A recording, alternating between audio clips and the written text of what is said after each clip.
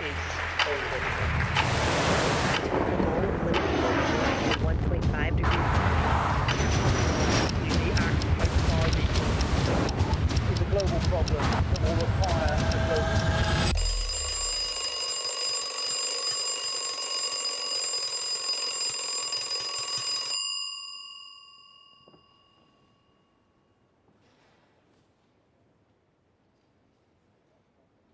Good morning and welcome to Cop26 Finance Day. It's easy to feel daunted by the scale of the challenge that we face, by sea levels rising, droughts and wildfires spreading, people forced out of their homes. But I look around this hall and I feel optimism. Why? Because this is the first COP to bring together so many of the world's finance ministers, businesses and investors with such a clear common purpose: to deliver the promise made in Paris 6 years ago to direct the world's wealth to protect our planet. The good news is that the will is there. At least 80% of the global economy has committed to net zero or carbon neutrality targets. Our challenge now is to deploy the investment we need to deliver those targets around the world. To do so, we are accelerating 3 actions today. First, we need increased public investment. And I want to speak directly to the developing countries of the world. We know that you've been devastated by the double tragedies of coronavirus and climate change. That's why the G20 is stepping up to provide debt treatments more swiftly. It's why the IMF are providing a new $650 billion allocation of special drawing rights, and Kristalina will say more on this later. And it's why we're going to meet the target to provide $100 billion of climate finance to developing countries. And while we know we are not yet meeting it soon enough, we will work closely with developing countries to do more and to reach the target sooner. Over the next 5 years, we will deliver a total of $500 billion of investment to the countries that need it most. And we can do more today. I can announce that the United Kingdom will commit £100 million to the Task Force on Access to Climate Finance, making it quicker and easier for developing countries to access the finance they need. And we're supporting a new capital markets mechanism, which will issue billions of new green bonds here in the UK to fund renewable energy in developing countries. 2 tangible, practical examples of how we're delivering our promise of $100 billion. But public investment alone isn't enough. Our second action is to mobilize private finance. Let me pay an enormous tribute to Mark Carney for his leadership that is delivering results. The Glasgow Financial Alliance for Net Zero has now brought together financial organizations with assets worth over $130 trillion of capital to be deployed. This is a historic wall of capital for the net zero transition around the world. What matters now is action, to invest that capital in our low-carbon future. To do that, investors need to have as much clarity and confidence in the climate impact of their investments as they do in the traditional financial metrics of profit and loss. So our third action is to rewire the entire global financial system for net zero. Better and more consistent climate data, sovereign green bonds, mandatory sustainability disclosures, proper climate risk surveillance, stronger global reporting standards, all things we need to deliver, and I'm proud that the UK is playing its part. We've already made it mandatory for businesses to disclose climate-related financial information, with 35 other countries signing up to do the same. Today, I'm announcing that the UK will go further and become the first ever net zero aligned financial centre. This means we are going to move towards making it mandatory for firms to publish a clear deliverable plan setting out how they will decarbonise and transition to net zero with an independent task force to define what's required. So, a renewed pledge to $100 billion a year of public funding, over $130 trillion of private capital waiting to be deployed, and a greener financial system underway. 6 years ago, Paris set the ambition. Today, in Glasgow, we're providing the investment we need to deliver that ambition. Now, I know when people hear about global finance, it can often feel remote and abstract. But we're not simply talking about numbers on a page. We're talking about making a tangible difference to people's lives, about cheap, reliable and clean electricity to power schools and hospitals in rural Africa, about better coastal defences in the Philippines and the Pacific Islands to protect people from storm surges, about everyone, everywhere, having fresher water to drink, cleaner air to breathe, better insulated homes in which to live. That's the vision we're asking you to commit to. That's the opportunity we're asking you to invest in. And that's the work that we're asking you to begin today. Thank you.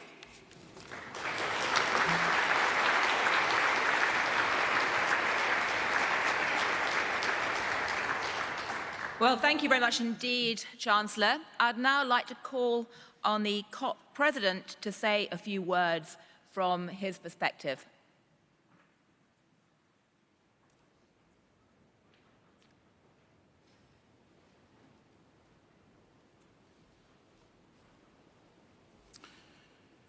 Good morning, everyone. When I started my career in finance in the 1990s in the city, there was a guy called Swampy. Some of you may recall him. He spent his time occupying trees and tunnels, and he was the main face of climate action in the United Kingdom. But today, the Swampies of the world are all around us, in boardrooms, in government departments, in multilateral development banks, and trading floors, all around the world. You, my friends, are the new Swampies, so be proud. And that means, of course, that finance is increasingly flowing to climate action. Delivering the Paris Agreement requires nothing short of aligning all financial flows with clean and resilient development. And indeed, we know that the devastation caused by the pandemic makes this all the more urgent. So finance has been a central priority for me as COP President. We need developed countries to deliver on public finance and to unleash the trillions required in private investment. And we have made progress. Today, there is more public and private finance for climate action than ever before. The $100 billion delivery plan I asked State Secretary Flashbart and Minister Wilkinson to lead shows with some confidence that the $100 billion will be met by 2023 at the latest. Now, I recognize that this does not deliver on the promise to mobilize $100 billion a year by 2020. And yet, the underpinning analysis provides confidence that $500 billion will be mobilized between 2021 and 2025. But my friends, that is not enough. And I have continued to push developed countries and MDBs to go further and faster.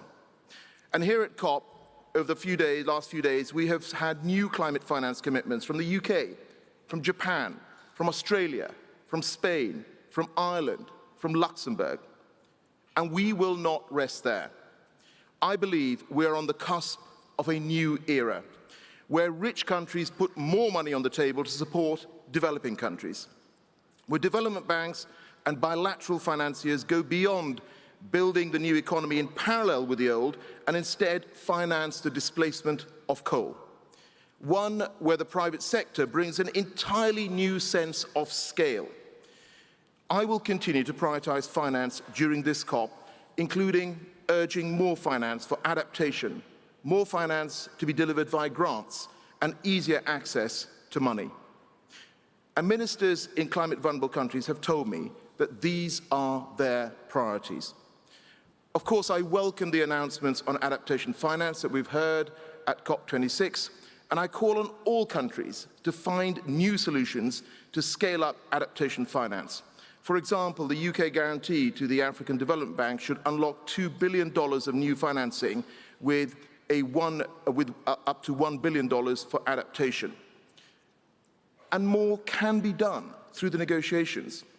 I'm really proud, as the Chancellor, my friend, has just announced, the UK is providing £100 million to improve access to finance.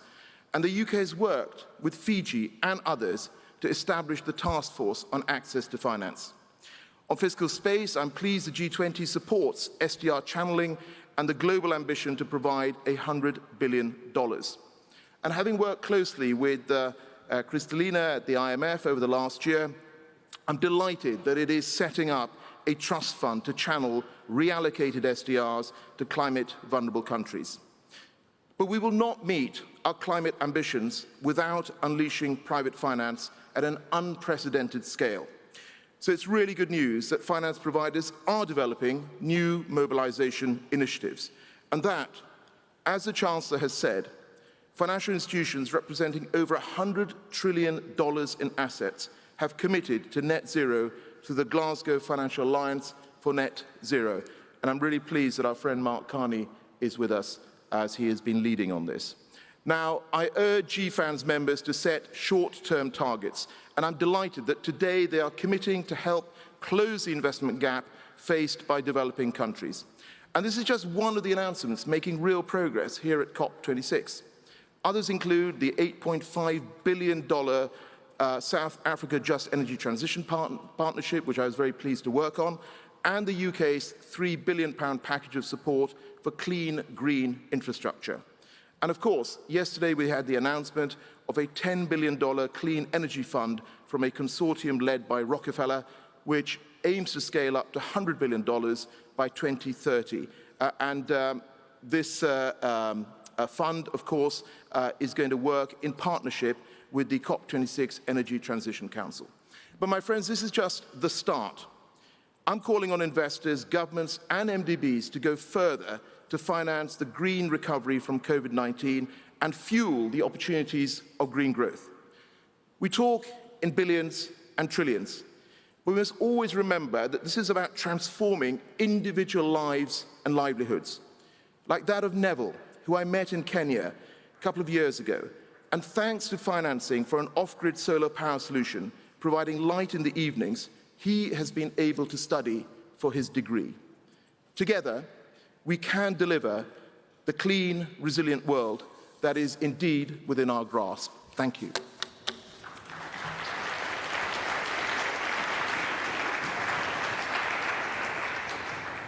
Thank you very much indeed, Minister Sharma. I'd now like to call on US Treasury Secretary Janet Yellen to say a few words from the American perspective.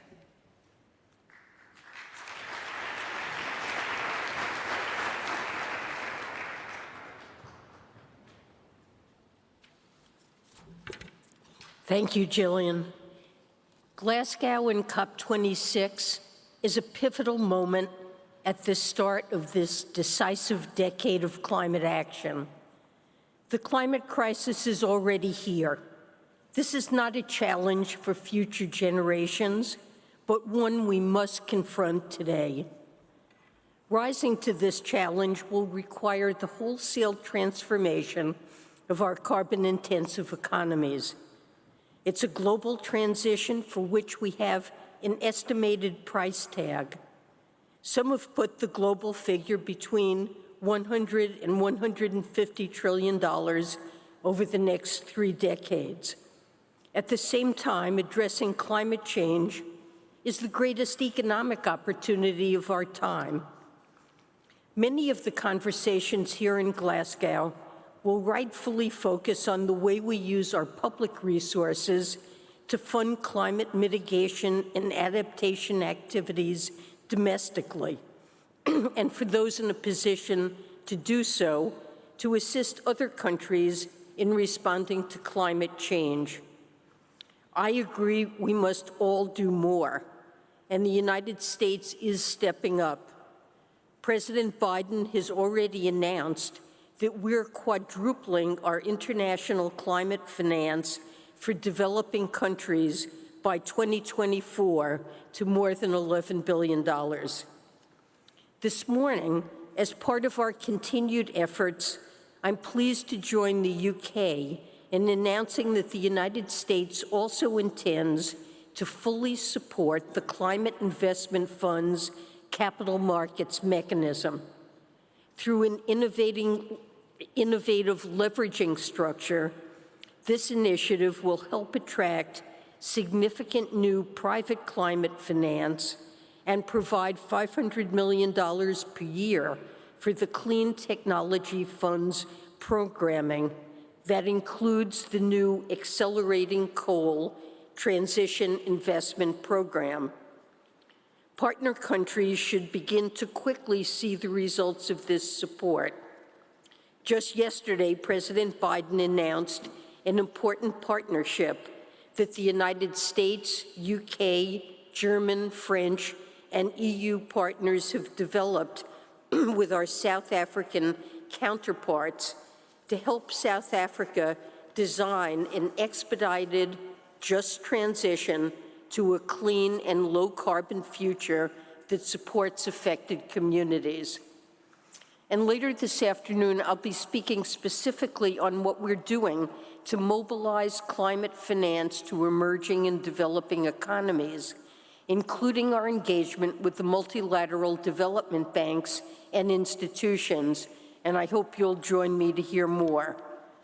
These programs are exciting, but as big as the public sector effort is across all our countries, the $100 trillion plus price tag to address climate change globally is far bigger. The gap between what governments have and what the world needs is large, and the private sector needs to play a bigger role.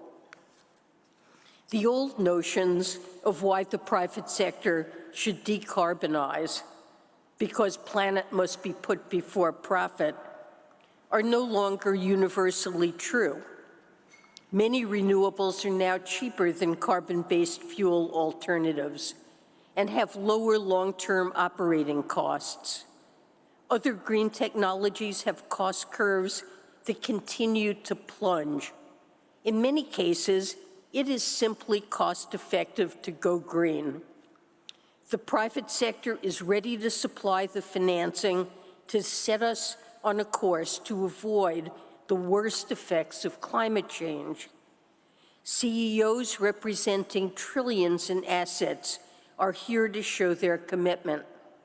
Financial institutions with collective assets under management of nearly $100 trillion have come together under the Glasgow Financial Alliance for Net Zero, or GFANZ. If these ambitions are realized, those portfolios will be carbon neutral by 2050 and significantly reduce emissions by 2030. Questions remain, however. Will enough investment opportunities materialize to absorb all this capital? How quickly can this reorientation occur?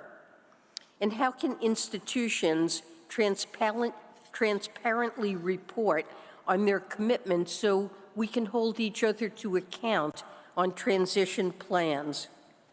There are a number of actions government can take to make sure the answers to these questions keep us on a path to net zero.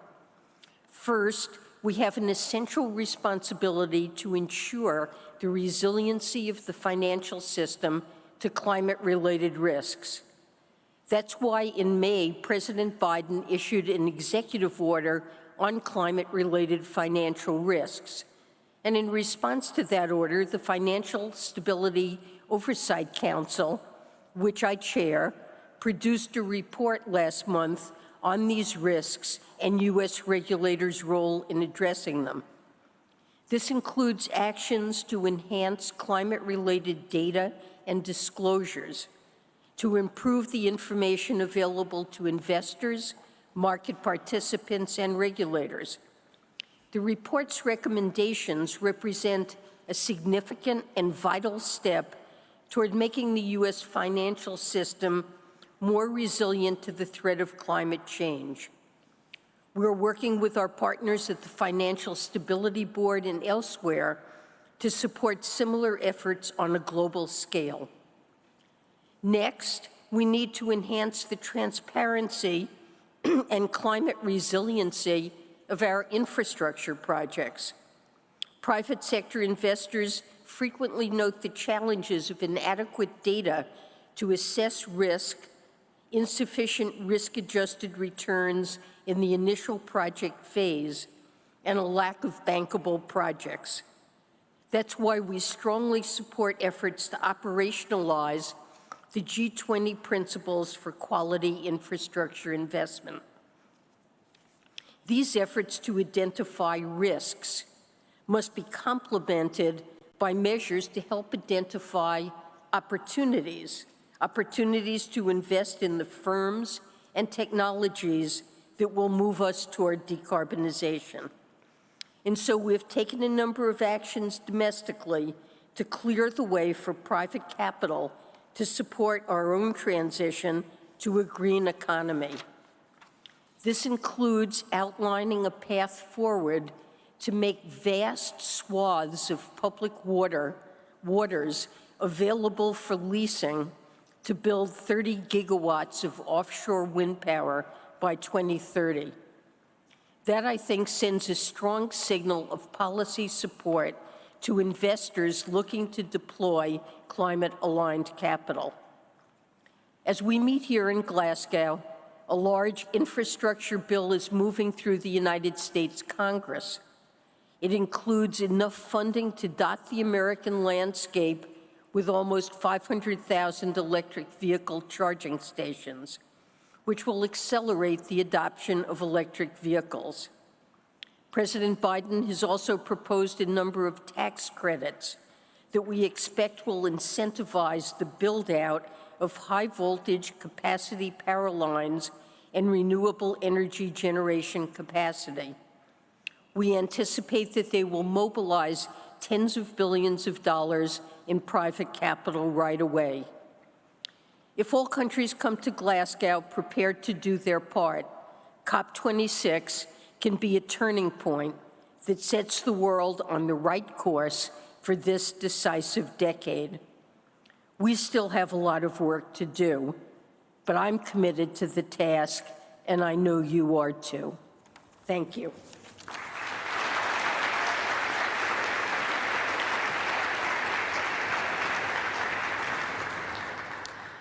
Well, thank you very much indeed, Secretary Yellen.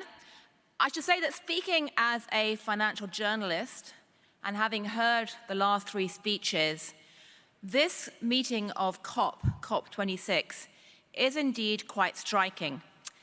In the past, these events were dominated by heads of state and environmental ministers, and a paper like the FT tended to get its science team or environmental team to cover it. This year, however, the money men and money women are in town, both in terms of the finance ministers, the central bankers, the private sector financial representatives, and investors. Or, to use a phrase cited by Minister Sharma, Swampy, that environmental activist, is no longer just hiding in the bushes or chaining himself or herself to bulldozers. He's dominating the conversation. He's shaping financial markets. And again, judging from the readership of the FT, he's increasingly on the minds of the world's investors, financiers, and business people.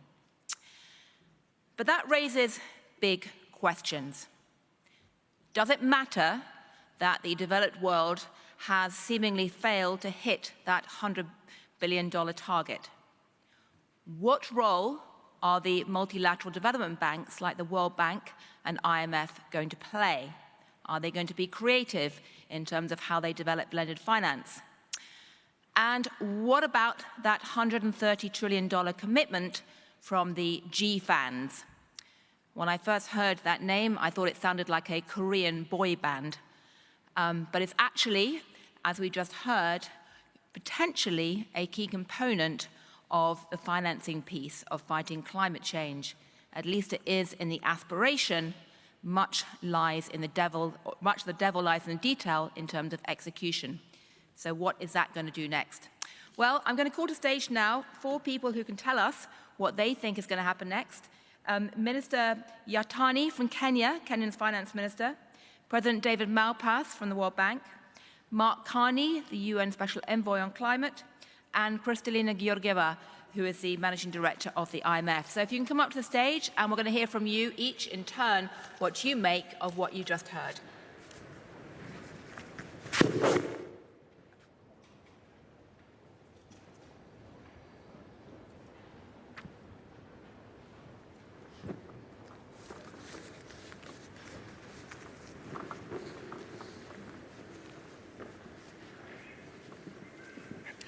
Hi.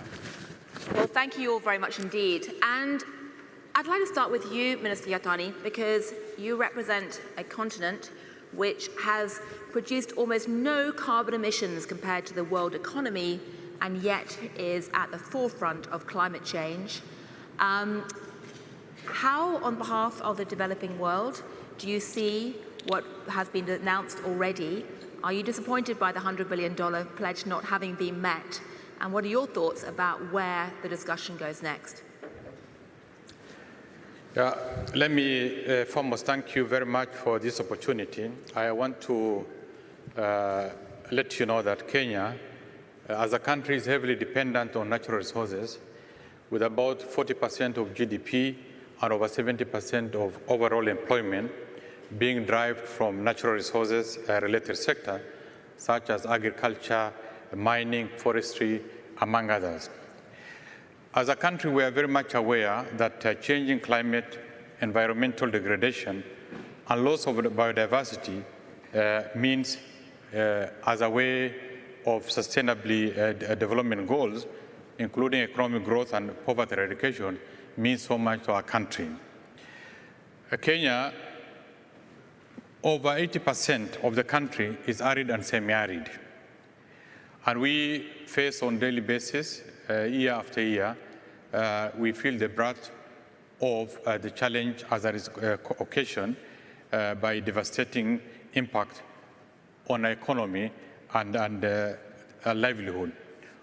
The fact that over two-thirds population of Kenya is rural-based complicates this scenario. It becomes more difficult, less empowered, and therefore, year after year, the impact of drought and attendant challenges becomes worse. It's only recently that in the month of September, our President Uhuru Kenyatta, declared the ongoing severe drought as a national disaster with a view of mobilizing resources to manage the food deficiency in the country. We are aware that we consider climate or green finance as a critical pillar to countries' full realization of the development goals and obligations, because we believe that mobilizing this innovative mechanism, mobilizing capital, especially from the private sources, with a view of developing new and improved infrastructure as a way of securing alternative sources of food and water, and also at the same time cushioning the country against natural disaster, remains key in as far as trying to manage these. Green bonds, whose proceeds are environmentally used for environmentally friendly projects, offers an asset that's quite attractive in terms of finance mechanism for a number of institutions. The government of Kenya is really has initiated Green Bond Agenda 2014. We are aware that besides this achievement, we have developed a eligible green project screening template that objectively and thoroughly evaluates projects to ensure that they align with the sovereign bond green framework. We also put on hold a green register of assets as a way of providing bond issuance in Kenya to manage our medium-term debt management strategy. We have put a number of things in place. by making sure that, that we are fully aligned in terms of our finances, by putting our banks. The central bank as a regulator has also made it mandatory that projects and finances are fully aligned to climate resilient initiative. The Capital Market Authority has also developed appropriate code for corporate governance to provide voluntary environmental, social, and governance reporting by firms. So far, our blue chip companies from Safaricom, Kenya Commercial Bank are already providing such reports, and we are making this reporting as mandatory in the course of time.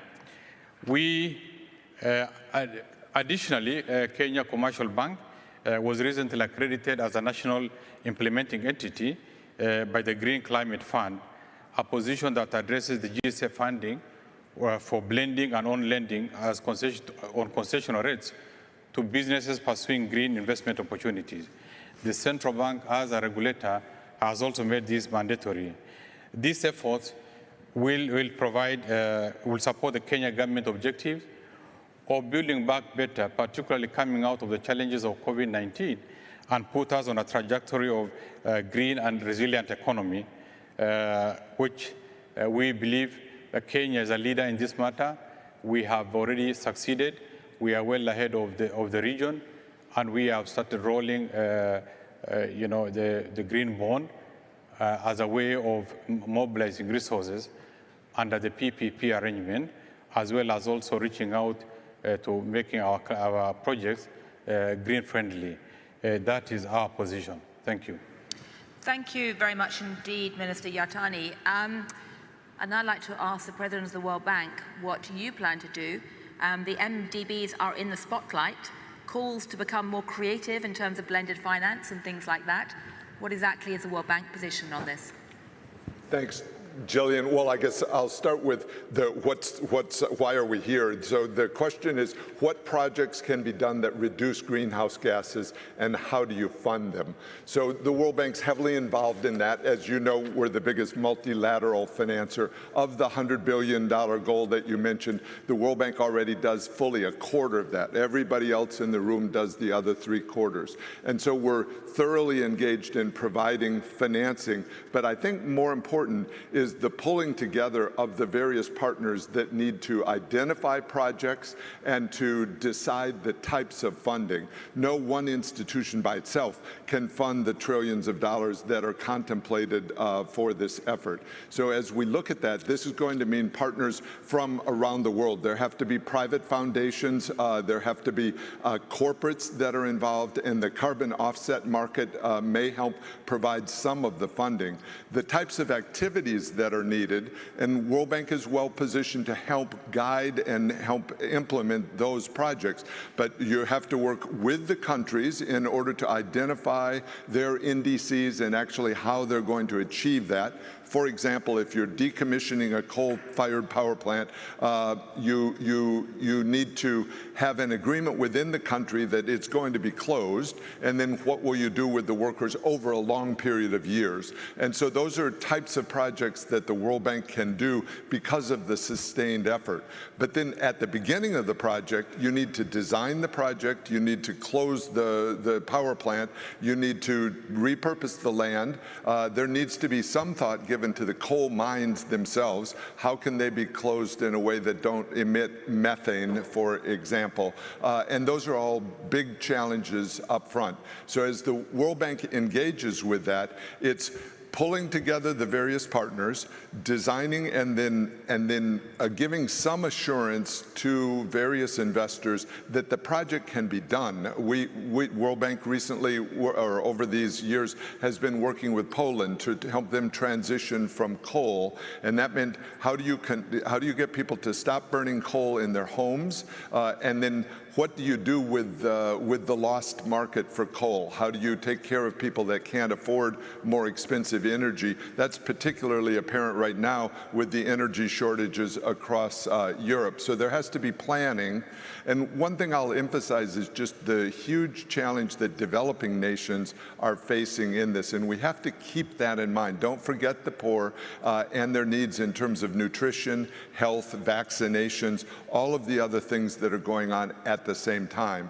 So this is a call, and I'll make it, for big new resources. We're in process of the IDA 20 fundraising effort. It's a non-fragmented platform. So it pulls together donors, and unlike a trust fund, it can go straight to the markets and directly leverage the contributions. So I've been, over these last days and at the G20, strongly encouraging the donor countries to put money through IDA, because we go 4 times by borrowing in private markets, and that's a way to really mobilize huge amounts of private capital into these projects. IDA has a pure climate action plan inside it, which is going to implement the projects, adaptation projects in the poorer countries. So this is a vital part of the whole project. Right. Well, thank you. Thank you very much indeed, President Malpass. I guess what you're saying is that, in your view, the World Bank plays a role with the 3 Cs: coordinating, convening, and a catalytic role, potentially, in terms of trying to get projects moving. But that catalytic role will only work if we actually have the money to tap into, or float, sorry. And as I say, the World Bank is already by far the biggest financer. More than half of the international financial institution financing is already coming from the World Bank. So we're scaling up from there. But I was more making the point that it's going to take many times that amount of money from the private sector in order to get this task done. Right. Well, that is a great way to segue to Mark Carney and the G-fans. Not the Korean boy band name, which is what I think it sounds like, but in practical terms, the $130 trillion pot, which you appear to have essentially collected from the world's financial institutions, and which is hopefully going to be committed to achieving net zero. What does that mean in practice? Can you work with groups like the World Bank to actually have that catalytic effect? Yes, I mean, the short answer is yes, and we have to, but let me just say a couple words of context, and I'll get into quick detail, which is that, a number of us were at Paris, historic agreement, 2 degrees, stretched to 1.5 degrees, in finance, launch the TCFD as a concept, and then disappointment. Hopes dashed, countries go home, don't implement the policies.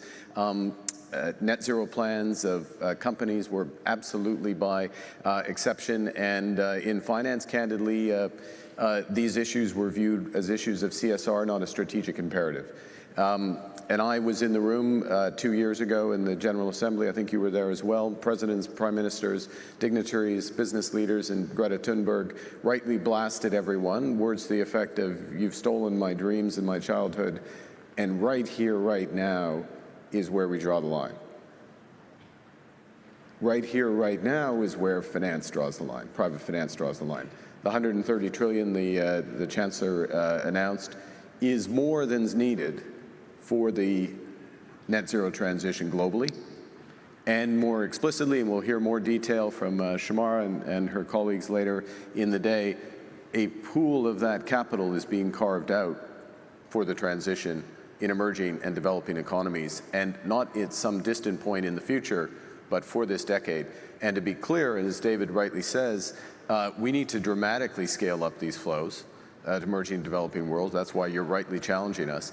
It needs to be an extra $1 trillion a year of financing for these economies. And in order to get it there, you need commitments that are bigger than 2050, closer than 2050, which is why the commitments as part of GFANZ are the fair share of the 50% reduction that the world needs by 2030, that include 5-year decarbonization plans and include annual reporting, and that's for all their assets. And therein creates a huge opportunity, and I'll come back to that. The second thing you need is a system that is resolutely focused on the transition to net zero. As the Chancellor said earlier, the system that needs to be rewired. So there are 24 very worthy essential plumbing reforms that we look to deliver, and we are delivering for COP26. I know you love the plumbing, but not everyone's interested in it, so I won't go through them. But the 25th is what the Chancellor just announced, which is mandatory net zero transition plans.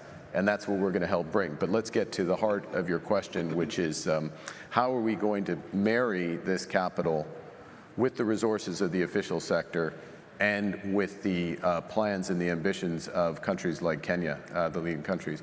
And I think we do need, and this is the view of the group in GFANZ, is that we do need to enhance the country platform approach. And there's a big element of that, which is coordination amongst the MDBs there and the World Bank at the center.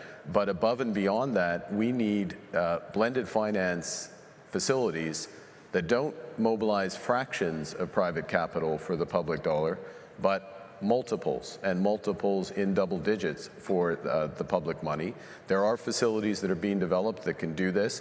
We need to scale them dramatically. Quite frankly, facilities that do not scale up to 100 billion a year in additional flows aren't relevant to the scale of the problem. And then the third thing we need, and I'll stop here, is that we need validation of projects, kite marks, if you will, of projects in the emerging and developing world, that they're aligned with the country strategies such as those of Kenya, that they're aligned with the transition, because what you're hearing today is the money is here, but that money needs net zero aligned projects. And there's a way to turn this into a very, very powerful virtuous circle, and that's the challenge. And candidly, and Srimalyani, I look under your leadership and Indonesia's leadership of the G20, this is what we need to crack over the course of this year. Well, thank you very much indeed. I used to joke that blended finance was a bit like the spinach of the financial world, in the sense that it was something that everyone vaguely knew was good for you, but was so darn boring that no one actually ever wanted to talk about it, far less put it on the front page of the Financial Times. But now, of course, it is moving into center stage because the plumbing matters enormously. I'd like to ask you, Managing Director, how the IMF is going to get involved in these financial flows, be that as a convener, coordinator, or a catalytic player. Well, the IMF is already involved. Why? Because climate risks present a significant danger to macroeconomic and financial stability, and with the same token, climate action offers opportunities for green growth and green jobs. What we concentrate on is to support our membership in 3 areas. The first one is to have comprehensive mitigation and adaptation strategies that are integrated in their economic plans. Why is this important? Because those plans have to be ambitious, but also they have to be cost-effective, and this is where our engagement with the membership comes. At the heart of it, we place creating strong incentives for advancing mitigation faster. And we believe that placing a carbon price in these mitigation strategies plays an enormously important role. I look at Srimalyani, they just moved in the direction of having a carbon price. This is the good news.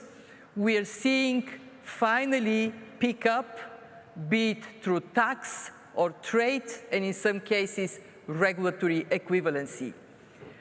Last year, only 17% of emissions were covered by carbon price. This year, we are edging to 25%, 1/4. We have a long way to go on coverage, but the shift in integrating carbon price is there, and we are working very hard to support countries to take that shift. One of my best moments during the annual meetings this year in Washington was Uruguay telling me that they introduced $120 a ton carbon tax. So when we have that shift, And when we provide it with forward guidance, so businesses and consumers know how the price is going to go up, this drives investments in a very powerful manner. Where we are today, average global price of carbon, $3 a ton. Where do we need to be by 2030? $75 a ton at least. So how we do this forward guidance is incredibly important. At the IMF, we came up with a proposal that is equitable and pragmatic for an international carbon price floor, differentiated by levels of development. So if you are a rich country, your price is higher. If you are a poor country, your price is much lower. But with that forward guidance to move towards a higher level, so we insensitize decarbonization strongly.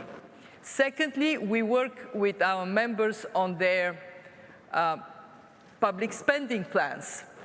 And we do the research that shows that what many have said today is true. Green investments generate jobs, they generate revenues. We did a calculation. If we have a big green investment, public investment push, 2% GDP higher, 30 million jobs more. And finally, last but not least, we recognize, as we have been called, we have to innovate. Our membership is fantastic. They supported us to issue $650 billion special drawing rights. This is for all countries, boosting reserves, more capacity to deal with the pandemic and take the green transition. But they did something more, very creative. They said, okay, some of us don't need these reserves because we have strong positions. Why not pass it to the members that need them?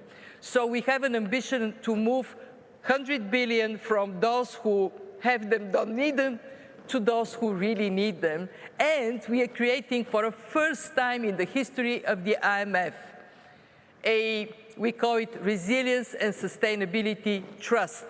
Longer-term financing, longer grace period to support the structural adjustment needed to get to the new climate economy faster. And of course, we partner with other organizations, so that is additional instrument in the hands of policymakers to go faster where we all need to go. Well, thank you very much indeed. There's a lot I'd like to ask you, but we are running over time. I'll simply say that what's become clear from this conversation is that there are two P's that matter right now. The pot, how much money is actually available, both in the public sector and the private sector, to fund this. And secondly, as Mark said, the plumbing. How do we actually move this money into the right places? Because in theory, there is more than enough money in the world to fund the transition. In practice, it just is not going to the right places on the right scale right now. I'm going to amend that. Up until today, there was not enough money in the world to fund the transition, and this is a watershed, okay? And so now it's plugging it in. Yes. Okay, so I guess the question is, what can you do with 130 trillion if you now have that at least on paper, if not in practice, hopefully heading to the right places? So we're going to hear a lot more about how do you spend 130 trillion later on today, what does it mean, and also whether that 100 billion will materialize and what happens post. And I know Srimalyani has a plan to use some of this money, so we should hear from her. Absolutely. In fact, you've just given me my prompt, which is fabulous. It wasn't coordinated as some master plan for a TV show. But anyway, I would now like to invite up on the stage Minister Srimalyani Indrawati from Indonesia to tell us exactly how you envisage this playing out in the coming years, both from your position as finance minister of a very important emerging market country that has already been involved in a lot of very interesting experiments but also given your central role within the MDB world and the broader financial ecosystem. So while the panelists go down to their seats, Minister Srimalyani, please come up to the stage. I think you're heading towards that lectern over there. So thank you.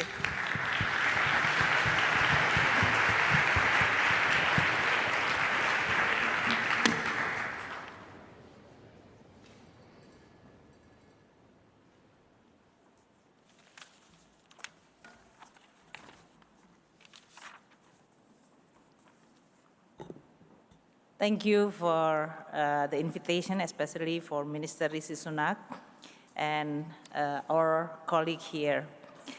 It is really an honor for me to attend this COP26 and especially talking among the people who knows about how important money that need to be provided to deliver the commitment that is to prevent the world to have the catastrophic climate change.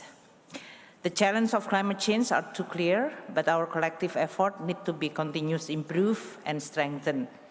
Of course, financing is one of the most important one, including technology access, of course. And I'm glad that we are discussing on the financing aspect today.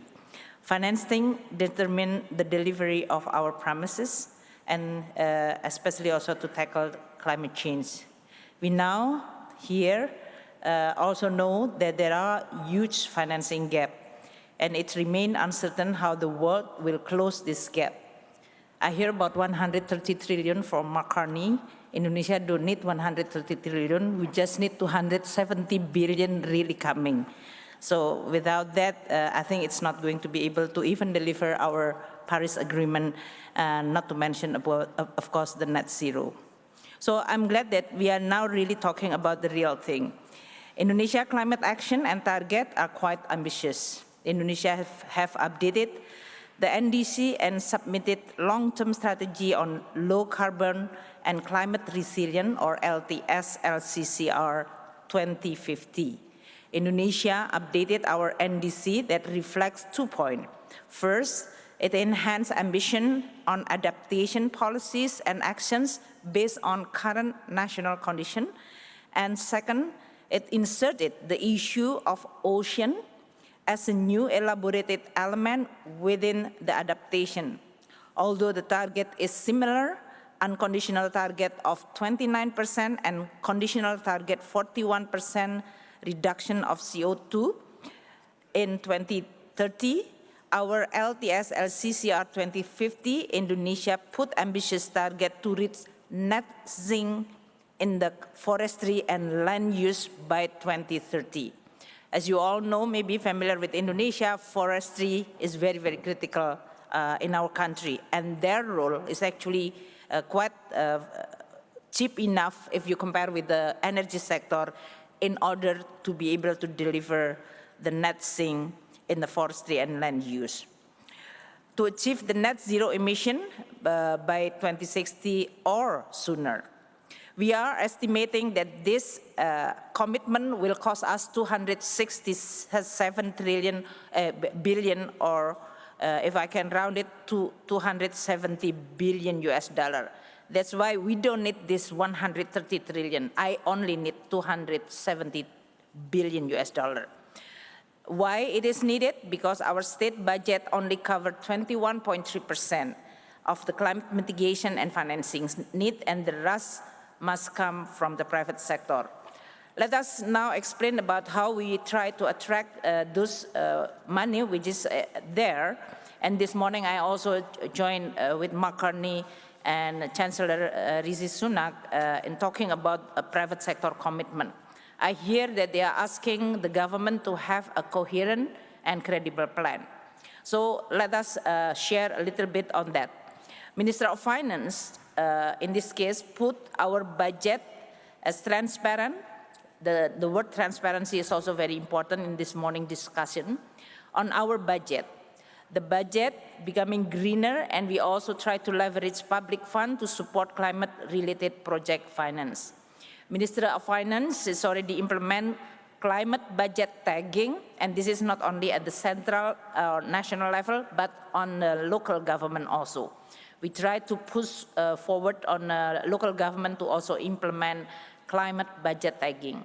The second one, we use our fiscal instrument like tax, holiday, tax allowance, exemption, VAT reduction, and government bond income tax in order for us to facilitate and catalytic the investment on the geothermal and other renewable energy.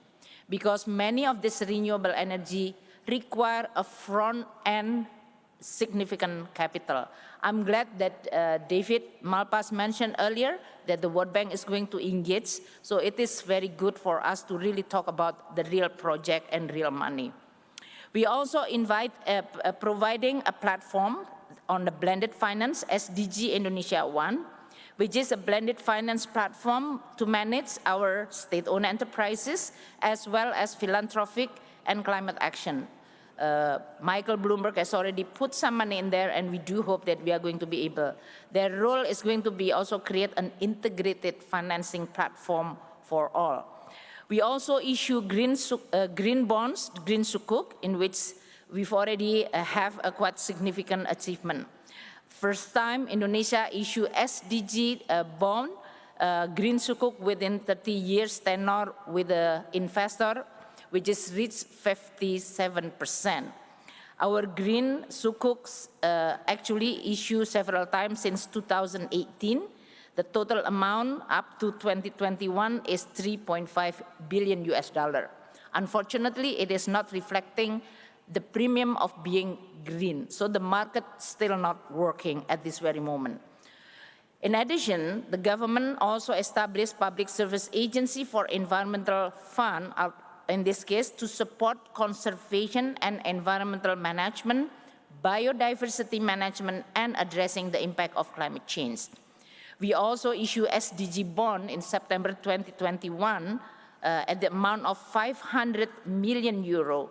This is the first Asia conventional SDG bond in which the fund eligible will finance eligible project based on the SDG framework. And this is also another catalytic for the public-private partnership. This morning, we also announced a real concrete action, the energy transition mechanism with our colleague from Philippines with NADB, supported by UK, US, and other partners. This energy transition mechanism is very critical because Indonesia has significant coal-fired power generation, and we also have a coal mining. So this is going to be a very critical for Indonesia. A credible platform will be developed from here. This EDM will provide a financing platform where enable our early termination of coal-fired power plant. Then we also need to support renewable energy sources. So we need two sources of funding, to retire the coal and to invest in the new renewable energy in an affordable way, meaning that the public can still have the consumption of the energy which is continue growing in an affordable energy price. Industry will also can access the energy in a non-disrupted way. And at the same time, for my budget, in this case, we are going to be able to contain the subsidy, which is previously a fossil fuel subsidy, to become a subsidy to transform into this non-coal-fired power generation.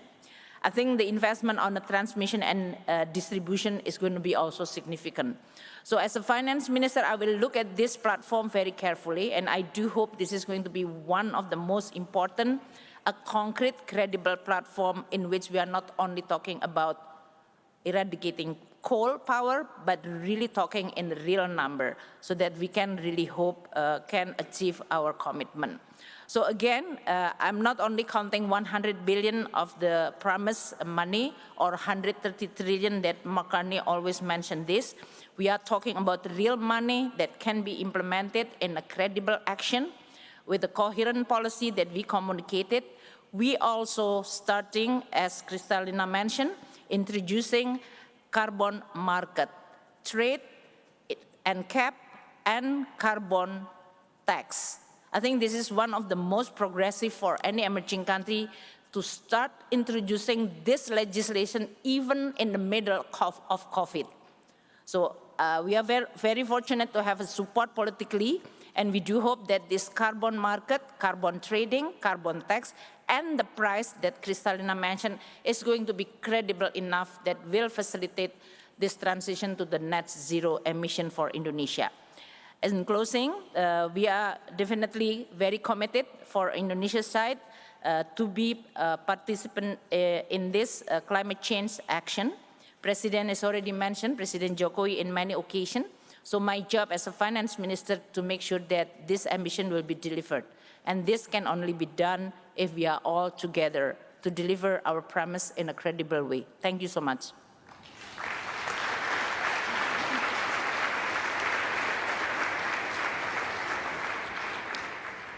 Well, thank you very much indeed, Minister. And as you've just heard, Indonesia right now is indeed a fascinating pioneer and petri dish for many of the experiments and ideas that have been discussed this morning.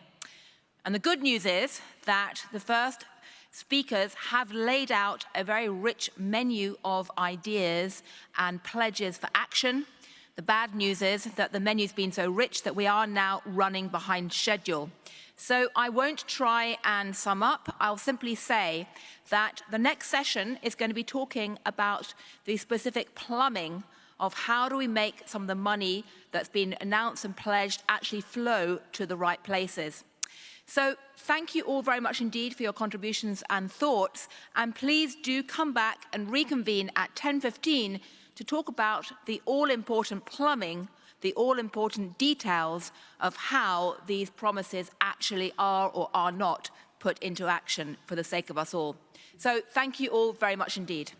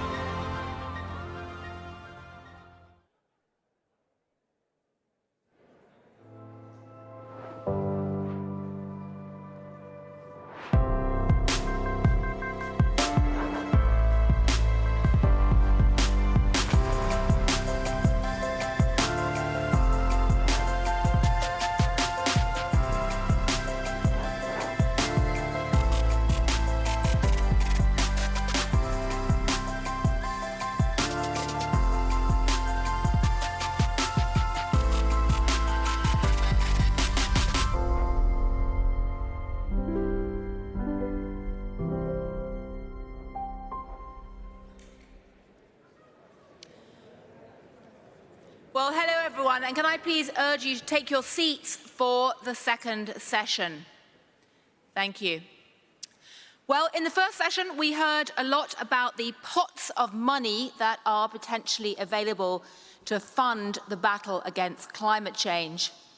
In this session, we're going to turn to the question of the plumbing. There's a lot to talk about, so much so that I sometimes joke that the pink Financial Times, which I represent, should actually be called the Green Financial Times at the moment, because there are so many meaty issues that investors, government ministers, and others are looking at right now to make sure the plumbing works. But to start us off, we're going to hear from Mark Carney, the UN Special Envoy on Climate, about his vision of what is going to happen next. Over to you, Mark. Thank you very much, Gillian. Thank you all for being here. There is a tremendous amount of substance in this room, so I'm going to lay out vision quickly, and then we'll move to the core of the plumbing. But I want to start just recognize a few years ago, basically the financial system held a mirror to the climate crisis. As I mentioned a moment ago, despite the breakthroughs in Paris, few countries had net zero commitments. Very few had adequate policies for their commitments. Business investment in decarbonization was limited. Business net zero plans were by exception. And most in the financial sector considered climate change a CSR issue, not a strategic imperative.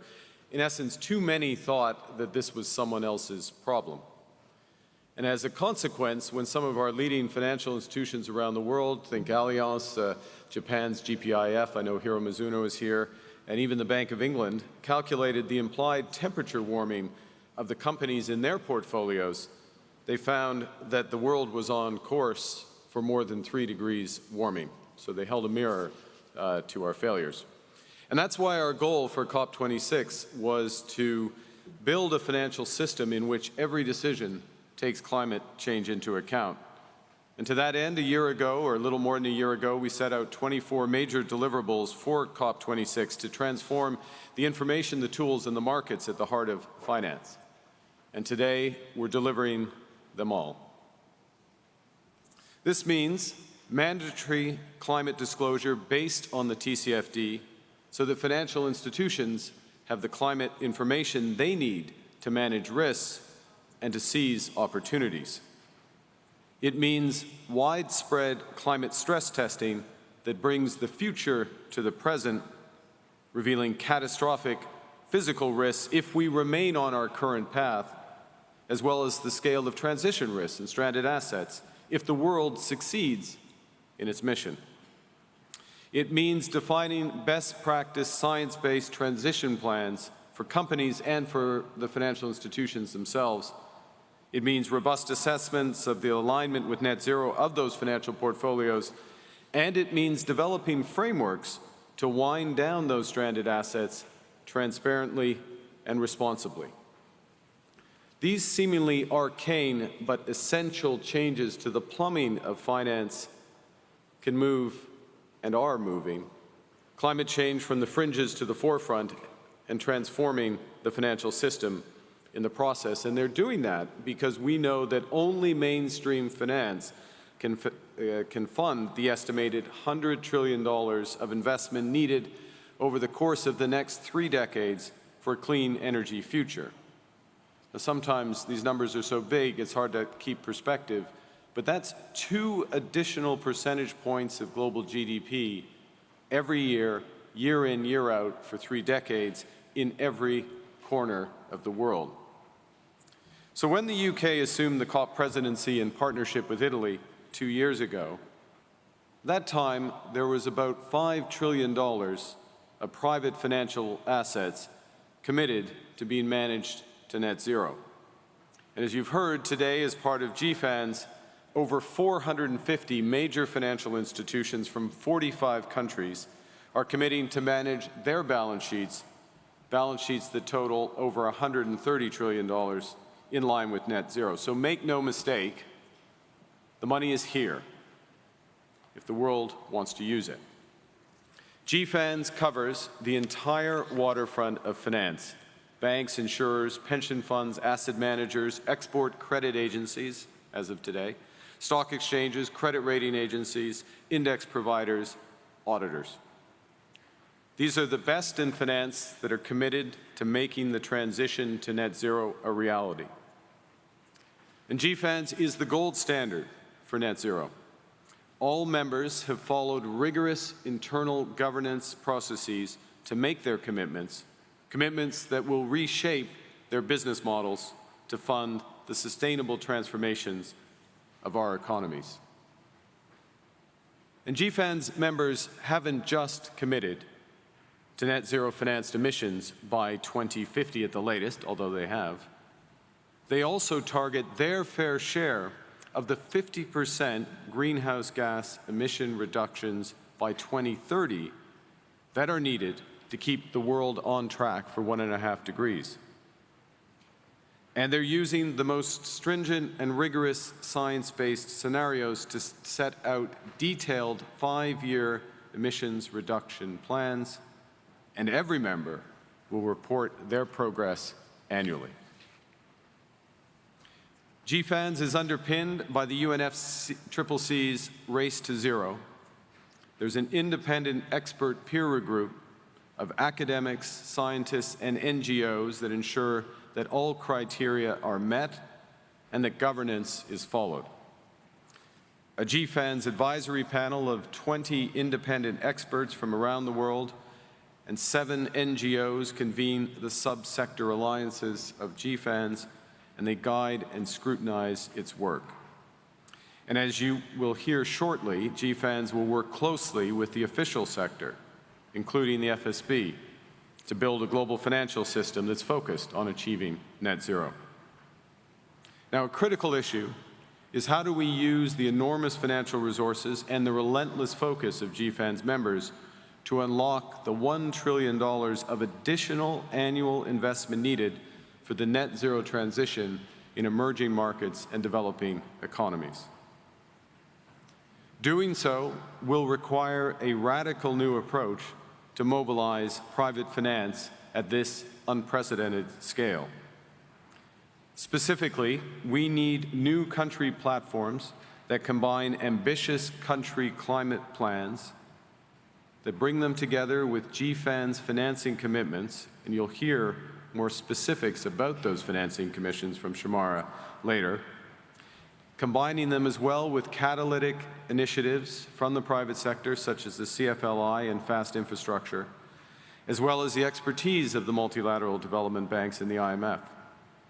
These country platforms should deploy new structures of blended finance at scale and with high multipliers, as Larry Fink and others have emphasized, connecting private finance with Paris-aligned projects and managing the wind-down of those stranded assets. So to conclude, finance is no longer a mirror that reflects a world that's not doing enough. It's becoming a window through which ambitious climate action can deliver the sustainable future that people all over the world are demanding. It will help end the tragedy of the horizon.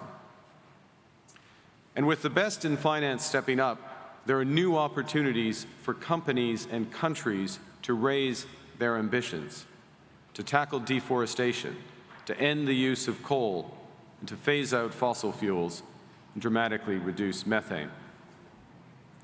There's fuel for finance, or there's finance to fuel the Race to Zero's breakthrough ambitions, from affordable green power to zero-emission steel and low-carbon hydrogen.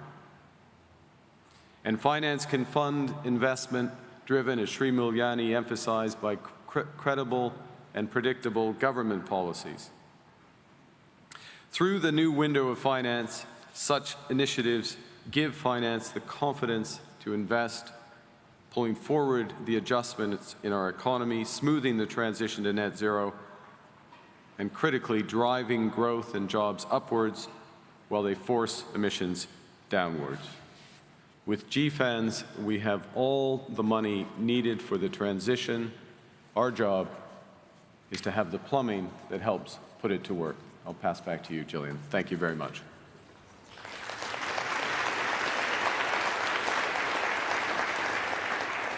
Well, thank you very much indeed. And as Mark just said, the plumbing is really in focus right now.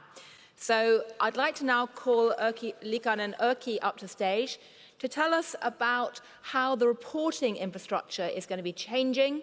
He has been heading the IFRS Foundation, but is now in charge of the new group called the ISSB. There's so much alphabet soup, it's easy to get confused.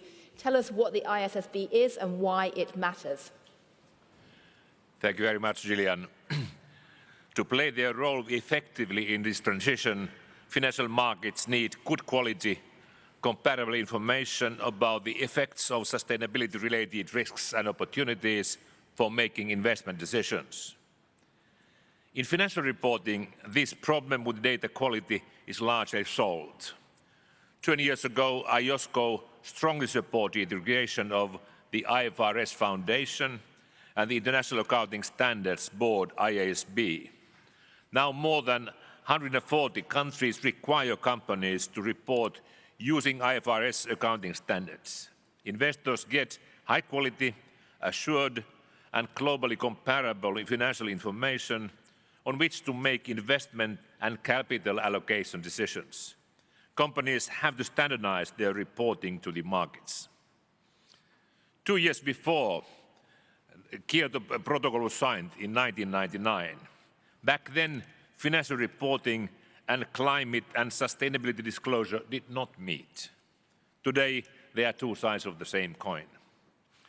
Capital markets have an essential role to play in reaching net zero, but that can only happen when sustainability information is produced with the same rigor, assurance of quality, and the global comparability as financial information. In response to strong demand for global sustainability standards, we are able to make 3 announcements today. First, we are announcing the formation of the International Sustainability Standards Board, or ISSB.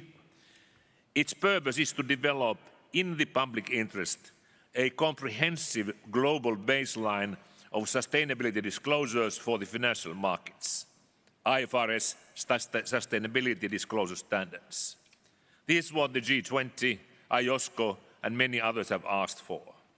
The new board will sit within the IFRS Foundation, alongside with ISB, and work closely with it. Second, we are today announcing a commitment to consolidate 2 investor-focused international sustainability standard setters into the ISSB.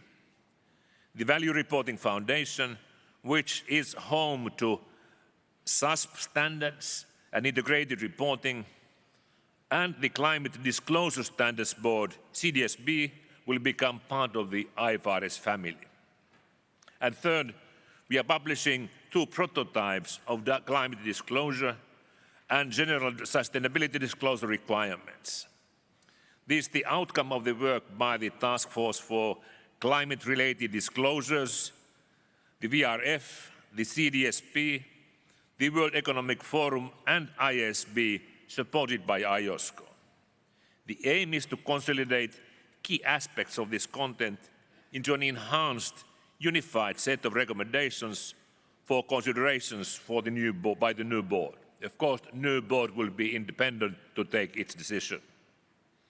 All these actions together create the necessary institutional arrangements for a global sustainability disclosure standard setter for the financial markets.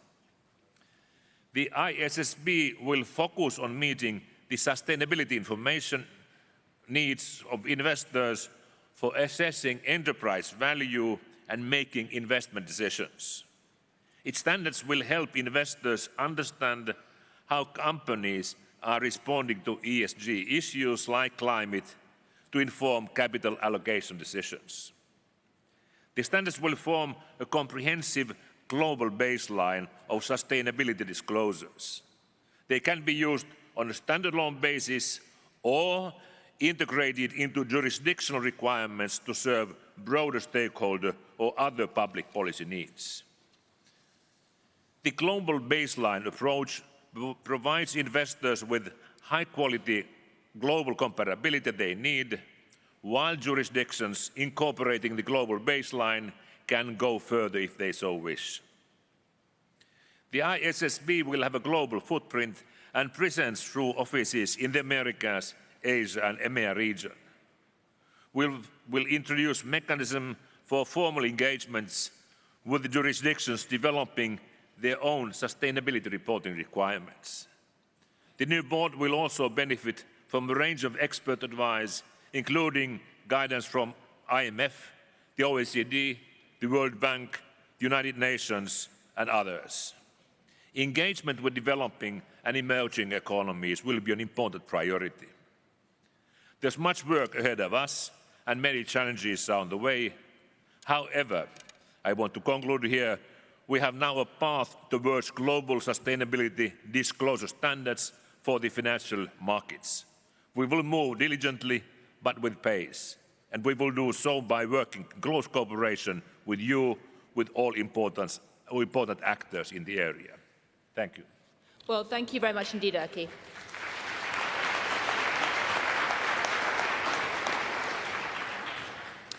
Well, I'd now like to call up to the platform Ashley Alder, Marie Pangestu, Klaus Knott, Fernando Guardado and Kristina Georgieva, and take your seats on the platform wherever you would like. And as you come up, I should say that this session is billed as a financial system for net zero. I think it could also be subtitled, Why It's Good to Be a Geek, or rather, why the geeks are potentially going to save the planet, because the plumbing questions matter enormously. And just to give you a sense of how we're going to structure the conversation now, we're going to start off with a discussion about the reporting aspects of the transition. As you've just heard from Erkki, there are big changes underway in terms of the reporting frameworks. The alphabet soup is confusing, but it matters enormously. We're then going to talk about the risk management issues from the perspective of central banks and financial stability. And then I'm going to call up to the platform private sector participants to talk about what it means on the ground. But let's start with the question of reporting. And I'd like to start with Ashley Alder from the IOSCO to talk about how IOSCO is working with the IFRS, with the new ISSB, to actually create a framework which can actually work on the ground. Thank you. Well, IOSCO has been involved in the ISSB project from the outset. And that's because regulators have been extremely concerned that the flood of funding into sustainable investments rests on a corporate disclosure landscape that is mainly voluntary and is far, far too inconsistent. Now, ultimately, that undermines trust in the whole sustainable finance effort, leading to accusations of greenwashing and worries that the vast amount of private finance needed, as Mark has explained, to realize the transition to net zero just won't do the job. Now, the IFRS proposals mean that real economy companies can report on climate issues affecting them under a single global standard issued by a body that will include the leading international standard-setting organizations. And IOSCO is convinced that this convergence of standards and standard setters is absolutely crucial to enable markets to price climate risk accurately. And that in turn supports everything from carbon pricing to transition pathways. Now, your entirely fair question is how IOSCO can accelerate the actual adoption of the new standard. And of course, it's for each country to decide how to use the standard under its own legal framework. Global standards don't have automatic effect in domestic law and regulation, but IOSCO can act as a vital bridge between the IFRS Foundation, which is essentially a private sector organization, and its member authorities who regulate corporate disclosure in their home jurisdictions. And that bridge rests on two main pillars. The first, independent oversight of the standard setting process by a public sector monitoring board chaired by IOSCO. And secondly, and very importantly, an in-depth technical assessment of the new standard by an IOSCO expert group. If the results of oversight and assessment are positive, then our board will endorse the standard, and that would be a strong signal to over 130 domestic regulators to build from the global baseline when setting their own climate and sustainability reporting frameworks. So I see IOSCO's endorsement as the catalyst for getting these standards implemented and integrated across capital markets and getting it done quickly. And as Erkki mentioned, we're not reinventing the wheel here. This is similar to the partnership between the IFRS Foundation and IOSCO 20 years ago, which led to IFRS becoming the core accounting standards for 140 jurisdictions.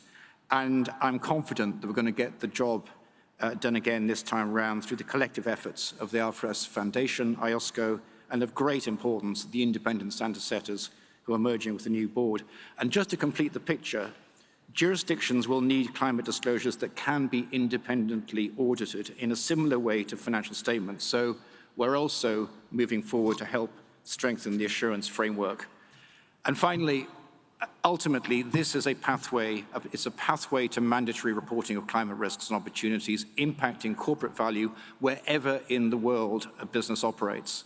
And that's absolutely critical because the whole sustainable finance edifice is built on its ability to access and interpret global real economy data on a reliable and consistent basis. And that's why IOSCO is so focused on realizing the IFRS project as a first priority. Thank you. Well, thank you very much indeed.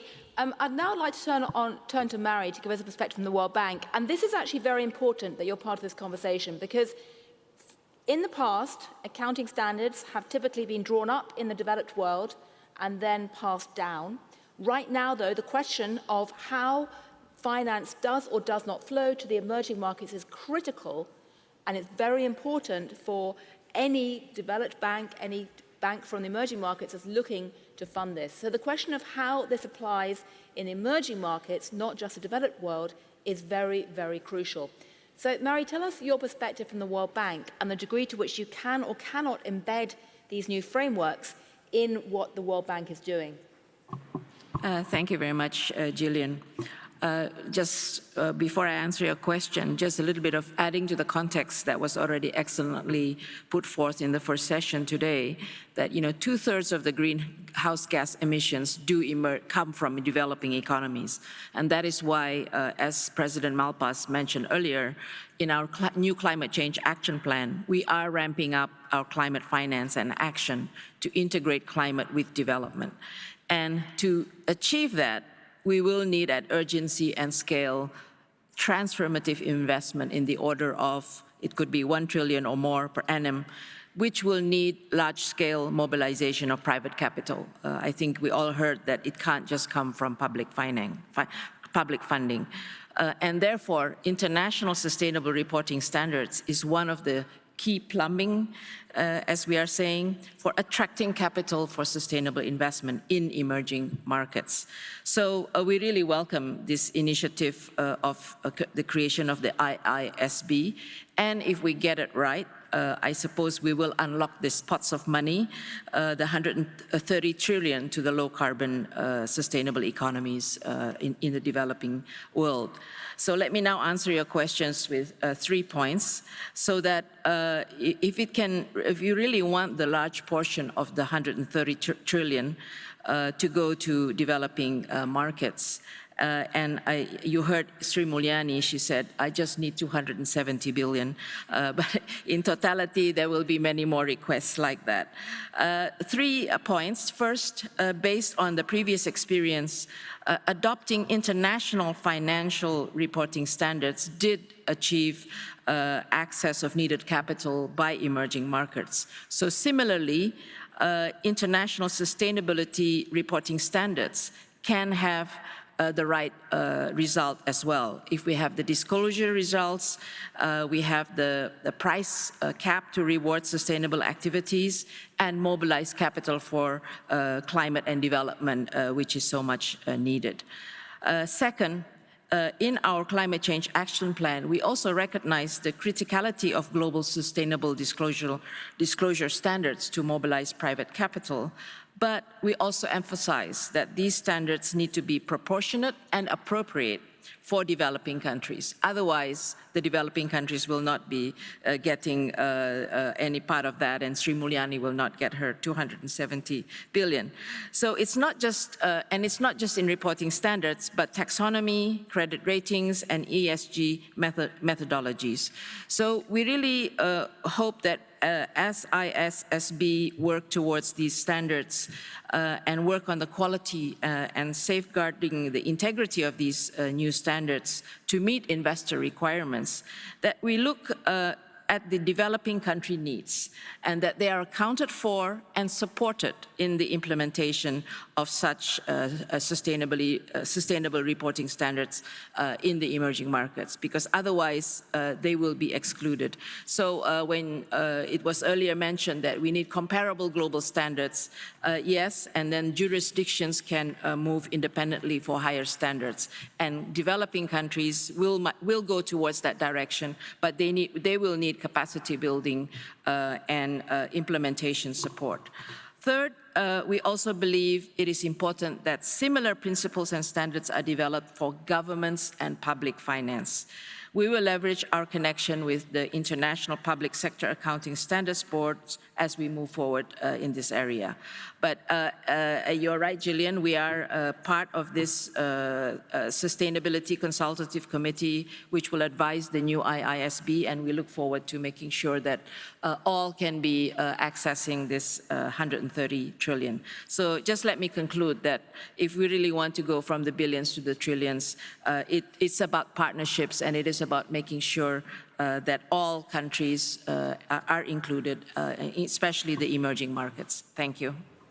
Well, thank you very much indeed, and that is indeed where the rubber hits the road in many ways. But I'd now like to turn to Klaus Knott, who's both representing the Dutch Central Bank, but also the Financial Stability Board, to tell us how the central bank moves in this area dovetail with the IISB, and also how it meets up with another part of the alphabet soup, which is a TCFD, and whether you'll ever find a way to simplify this all so that journalists, mere journalists, can work out how to put it on the front page without the editors going, ugh.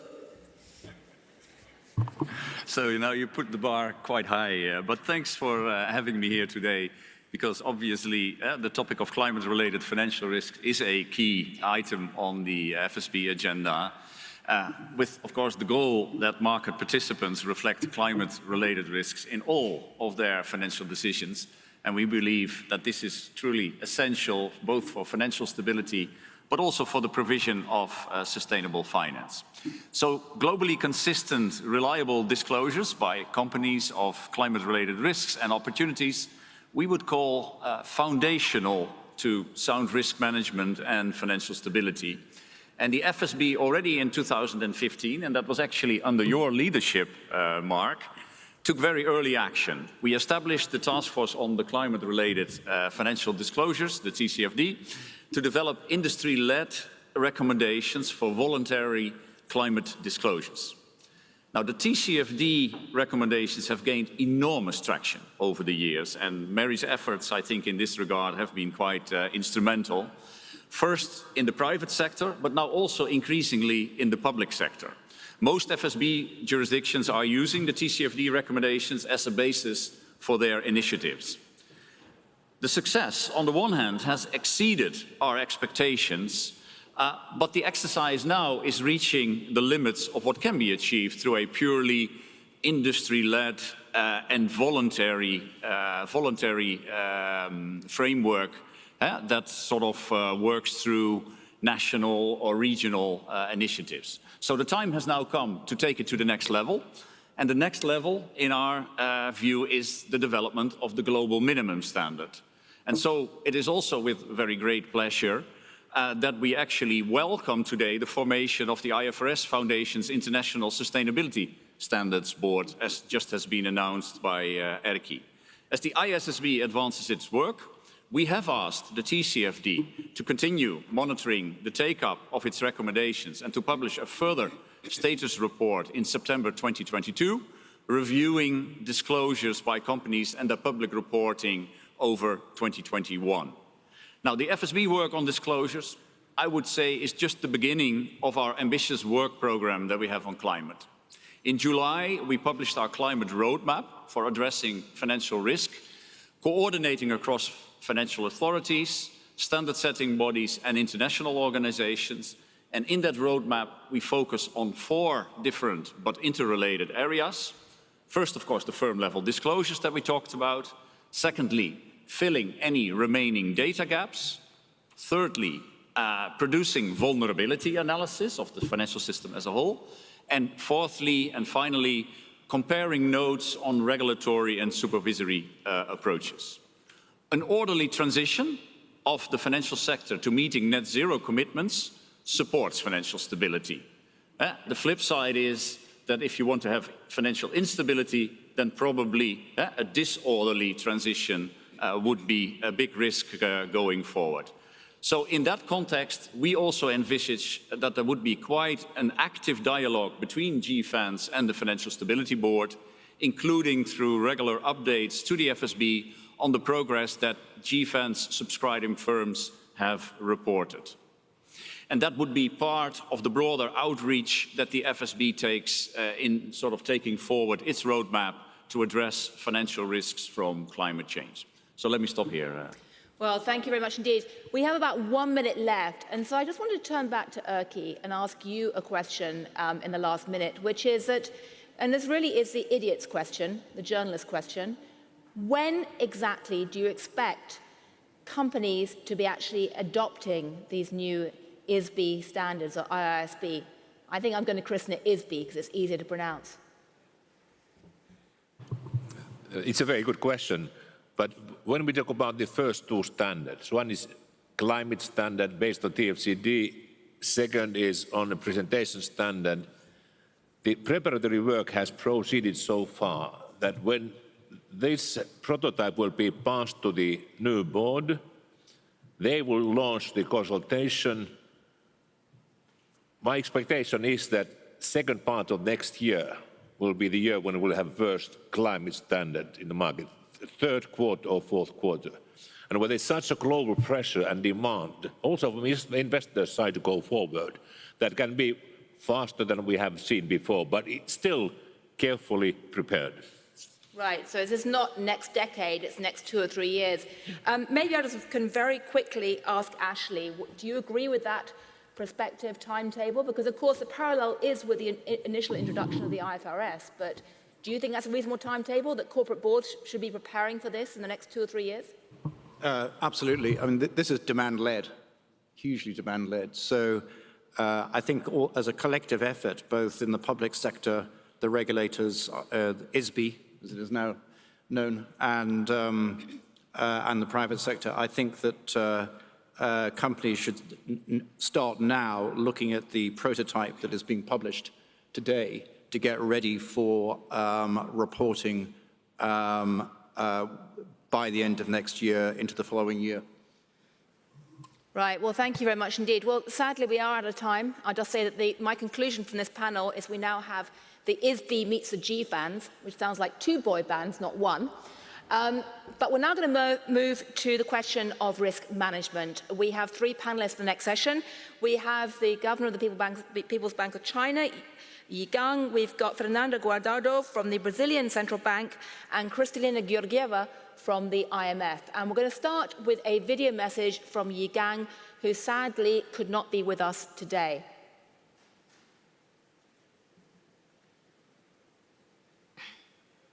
Hello, everyone. It's my pleasure to attend Finance Day at Cop26. Thank you, Mr. Mark Carney, UN Special Envoy on Climate Action and Finance, for inviting me, and also thank you for your strong leadership on driving the finance for net zero agenda. From our experience, central banks can play a key role in supporting net zero by mobilizing the much needed private capital. For example, in China, we have seen strong growth in green finance market, largely enabled by policy framework we put in place. most recent improvement, including the updates to our green taxonomy, where fossil fuel projects are removed. Another recent step we have taken is releasing a guideline on disclosure, which asks financial institutions to disclose carbon emissions and other environmental information largely consistent with TCFD recommendations. We have also conducting climate stress test for the financial system based on NGFS scenarios. Moreover, the People's Bank of China is working on a new monetary policy facility which aims to provide low-cost funds for financial institutions to support clean energy and other emission reduction projects.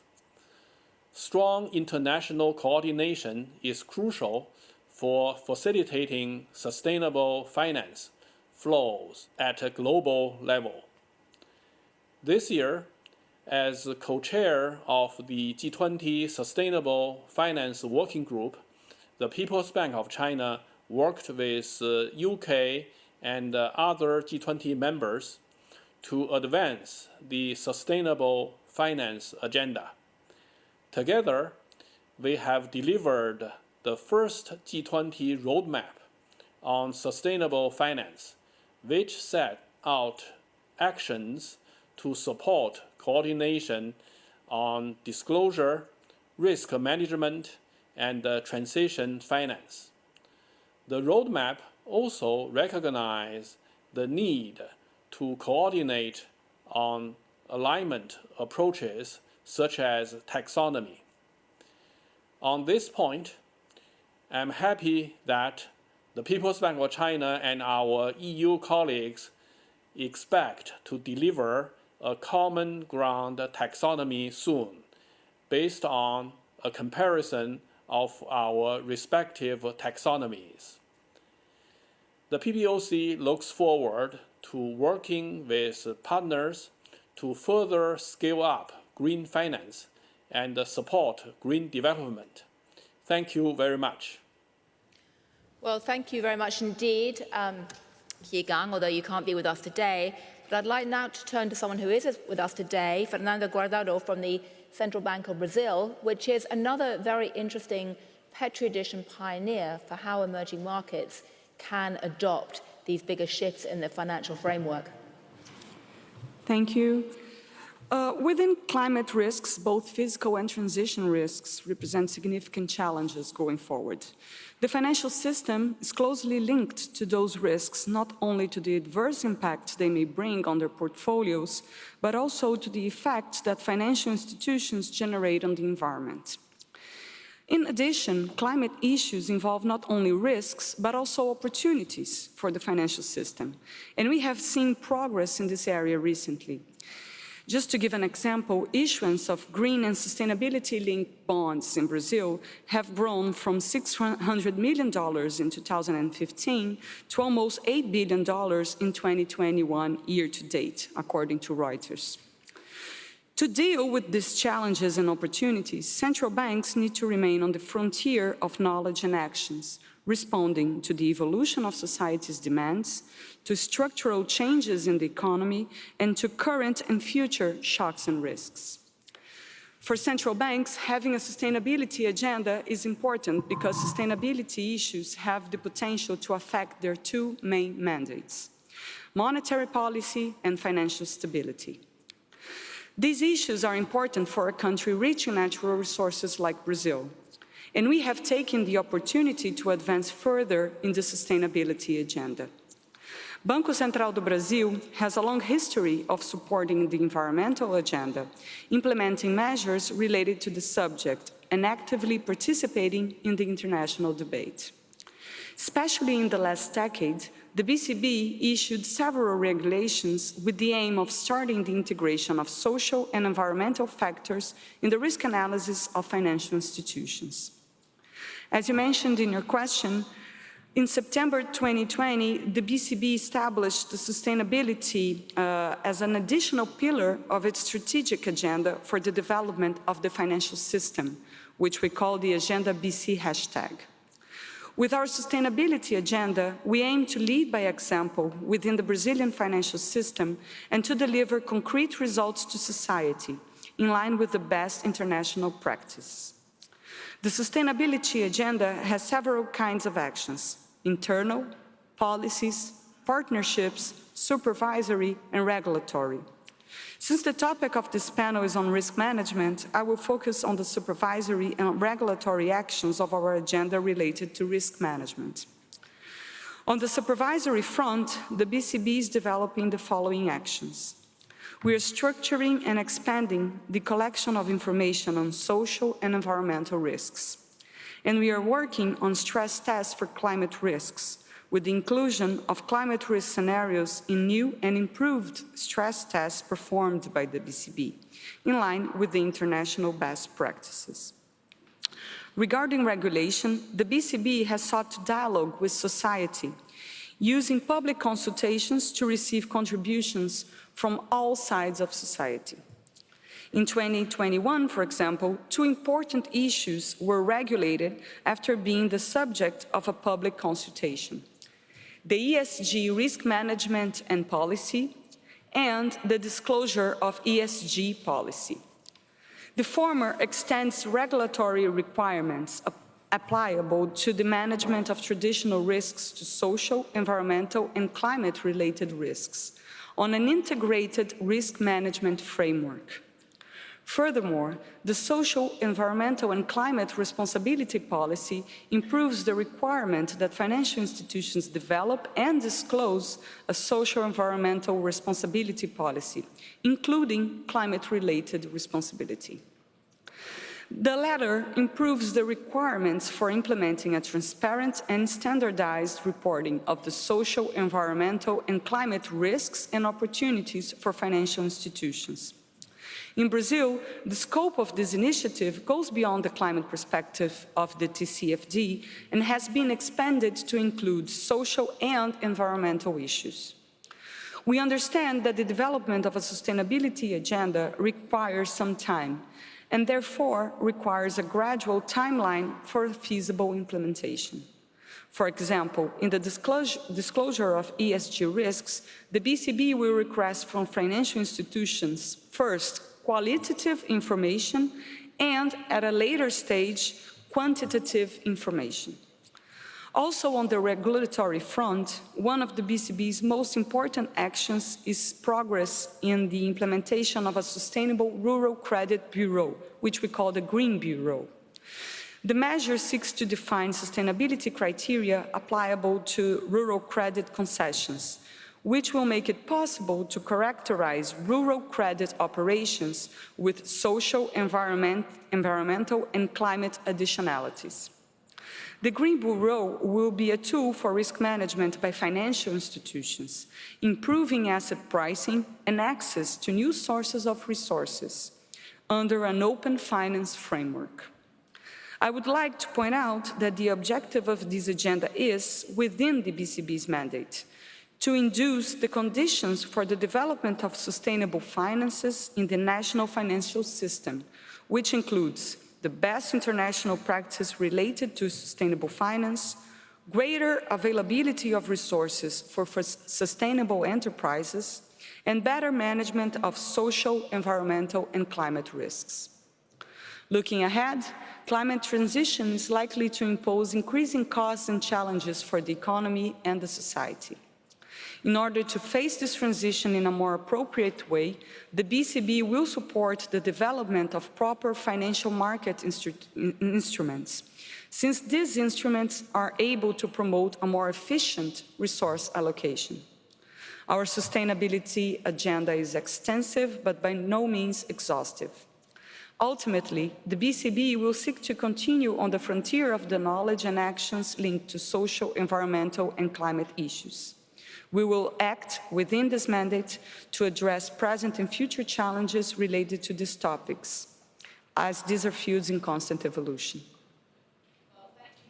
Thank you very much indeed. And having heard from the central banking community, we're now going to hear from the IMF. Kristalina. Thank you very much, Gillian. The International Monetary Fund is set to be at the center of the global financial safety net. Our job is to worry about macroeconomic and financial stability. And with climate presenting a growing risk to this stability, as well as climate action creating opportunities for growth and employment, this conversation is straight in our alley. So what is that we speed up to do to bring climate at the heart of our work that is relevant for the conversation we have right now? First, in our financial sector assessment programs, we are focusing on climate-related financial stability risks, and as we have heard so far, we look at the standardized reporting of these risks. I am so pleased to hear we have now a board to deliver these standards for all of us. We invented 20 years ago stress testing, plain vanilla stress testing. Now we are adjusting it to stress test for climate-related risks. And we are very seriously engaged in what is the role of the supervisory authorities. What is it that they need to do? Our goal to help our members understand these risks and take precautionary actions in a way that helps them to integrate physical shocks, to integrate transition shocks, and very important, we heard it from Srimalyani in the previous session, to recognize that exiting fossil fuels ought to be simultaneously complemented with increase in renewable energy, and in emerging markets, the balance has to be tilted towards the offset being bigger than what is being closed down. And how the financial system delivers this is going to be hugely important. Soon, our assessments of supervisory frameworks will consider climate risks to evaluate the adequacy of prudential regulation and the adequacy of supervision. Second, it is not good enough that we can do it. It is important that our members can do it. So we are scaling up our capacity development programs. So these emerging markets, especially developing low-income countries, they can handle in their financial system the understanding of these risks and integrate climate policies in their macro-financial policies. And finally, data. We have to recognize that climate needs to be imported in all kinds of data. We talked about high-quality, reliable, compatible data for standardized reporting. But more broadly, we need to get climate data in our normal macroeconomic data. So when you look at the country profile, you see the GDP, employment, Gillian, all the things that you guys know in Financial Times to look for. But right there, we need also to have data on carbon intensity, on vulnerability, to give a holistic picture of the economy at macro level and, of course, down to the financial sector. Thank you. A lot to do. Very happy to be part of doing it. Well, thank you very much indeed. A lot to do and not a lot of time on this panel, sadly, to tease out these issues. So I'd like to go straight to Frank Elderson from another part of the alphabet soup, the NGFS, the Network for Greening the Financial System, to tell us what central banks and regulators are doing. Well, thanks a lot, Gillian, and thank you very much, Mark, for putting all this together. And a big congratulations to what you did with GFANS. I really think this is a watershed, as you call it. It is a game changer, as I would call it. Our collective journey started in Paris almost 4 years ago when 8 central banks and supervisors from an already diverse background decided to join forces. Our aim was to rise to the climate challenge and to work together to develop the tools we need as central banks and supervisors to foster and accelerate the greening of the global financial system. as a coalition of the willing. We have been working together in the Network for Greening the Financial System, the NGFS, sorry for this alphabet soup contribution, which I am proud to chair. And over time, others have joined in our efforts. And I'm delighted to announce today that our network is welcoming the supervisory authorities of Turkey, Jersey, and the central banks of Jordan and the Dominican Republic and Peru. And this means that the NGFS, and I'm particularly proud of what I'm going to announce right now, as of today brings together a total of exactly 100 central banks and supervisors around the world. 5 continents, from the biggest economies to the smallest island states.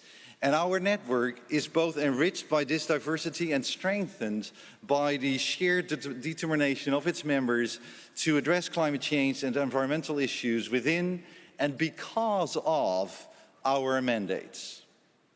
Since our call for action report of April 2019, we have developed and shared practical tools and knowledge, most notably in the fields of prudential supervision, climate scenario analysis, responsible investment, the inclusion of climate-related consideration in monetary policy frameworks, data gaps, and building awareness and intellectual capacity. Based on our collaborative work, the NGFS members have taken very concrete actions towards greening the financial system. And the examples provided today by some of the previous panelists are very telling and illustrating of this dynamic. And many others in our network could share similar experiences. But I've not just come here today to announce that our network now brings together 100 members. I'm also extremely pleased to announce that today the NGFS is publishing its Glasgow Declaration entitled Committed to Action, in which we reiterate our willingness to meet the objectives of the Paris Agreement. Committed to action, which I think is a very fitting answer to all of those that we in this room are all ultimately responsible to. Because if you walked into these premises earlier today and you looked at the walls, you would have seen that Siad, 12 years old from Syria, asks all of us that this is serious. We need to take action now. Camille, 13 years old from Lithuania, everything we do without action is worthless. George, 9, from Poland, he says, please do more about climate change. Mayuri, 11, Japan, we need climate action now. And Trini, 16, from Denmark, said it very, very briefly, start now. So committed we are. And these concrete commitments on what we will work on and deliver in the coming years will cover all the core activities of our network of central banks and supervisors. Looking ahead, we will deepen, amplify and strengthen our collective works and efforts. We will continue to make the financial system more resilient to climate-related and environmental risks and encourage the scaling up of the financing flows needed to support the transition towards a sustainable economy. And to do so, in the coming years, the NGFS will further enhance and enrich its climate scenarios. We will deepen our analytical work on how climate change might be taken into account in the conduct of monetary policy. We will intensify our work to bridge climate-related data gaps. We will publish guidelines on TCFD-aligned reporting for central banks, and we will step up our efforts on capacity building, with a particular focus on members from emerging and developing economies. And we will continue to explore emerging topics, such as the impact of biodiversity loss, or the risks associated with, and this is a theme that, Mark, you mentioned already in your Horizon speech, the risks associated with climate-related litigation, and work towards addressing them. And actually, today, the NGFS will publish a report on climate-related litigation risks, coming back to what you mentioned so many years ago. The NGFS can only be as strong as the community supporting its work, and its collective achievements help to foster climate change climate action by its members. And this is why I'm also very happy to say that in addition to our Glasgow Declaration, almost 2/3 of NGFS members are taking the opportunity of the COP26 to publish individual pledges and strategies. And these pledges, these individual pledges and strategies by our members show that the integration of climate-related and environmental risks into financial stability monitoring and prudential supervision is squarely on the way to becoming a reality. Indeed, almost all the pledges and strategies involve actions to strengthen microprudential and macroprudential climate-related supervision by using scenario analysis, including climate stress tests, by issuing supervisory expectations or guidance, or by encouraging their organizations to build capacity. And these pledges and strategies clearly signal the new frontier of the NGFS's work. Many of them encompass actions to further explore options to integrate climate-related considerations into monetary policy or to move towards more disclosures on their organization's activities. In Paris, almost 6 years ago, the parties to the UN Framework Convention on Climate Change set a goal to make financial flows consistent with the pathway towards low greenhouse gas emissions and climate-resilient development. And we, the central banks and supervisors of the NGFS, have heard you very clearly, and we have sought to take action within our mandates to contribute to that goal. While governments are in the driving seat to lay out policies and to set ambitious transition paths, we are committed to playing our part and fulfilling our responsibilities within our mandates to support and to contribute to a successful transition to net zero. And with today's announcement of the NGFS Glasgow Declaration, committed to action, our network of 100 central banks and supervisors is no longer just a coalition of the willing, completely in line with something else that you might have seen when you walked in here. This red neon light artwork that is somewhere on the right, you will see it, and when you go back, it's on the left. It says, "Hurry up, please. It's time." So with today's announcement, we, the central banks and supervisors of the NGFS, are no longer a coalition of the willing. We are a coalition of the committed. Thank you.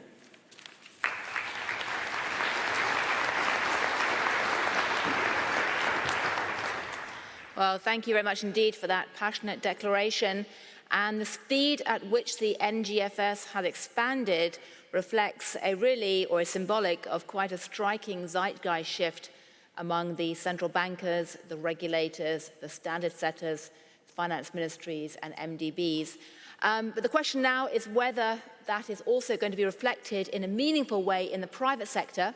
So I'd like to ask the panelists now to go down from the stage, please, and ask the three private sector representatives to come up to talk about what this means in terms of the money flows in the world. We have Jane Fraser, head of Citi, Larry Fink, head of BlackRock, and Mary Shapiro, former SEC chair, who's now been co-leading the TCFD and the IISB or ISB. And all of them are in a strong position to tell us what essentially this new world of ISB meets GFANs actually means. Someone's tweeted to say that me saying that GFANs and ISB are like boy bands is sexist. They can also be girl bands. But either way, they're certainly two acronyms that everyone needs to know about now. So I'd like to start, please, with Jane to tell us how you see these changes that we've just heard about so passionately from Frank and others are actually playing into the world's financial flows and capital markets from the perspective of Citi. Thank you very much indeed, and a pleasure to be here with everybody.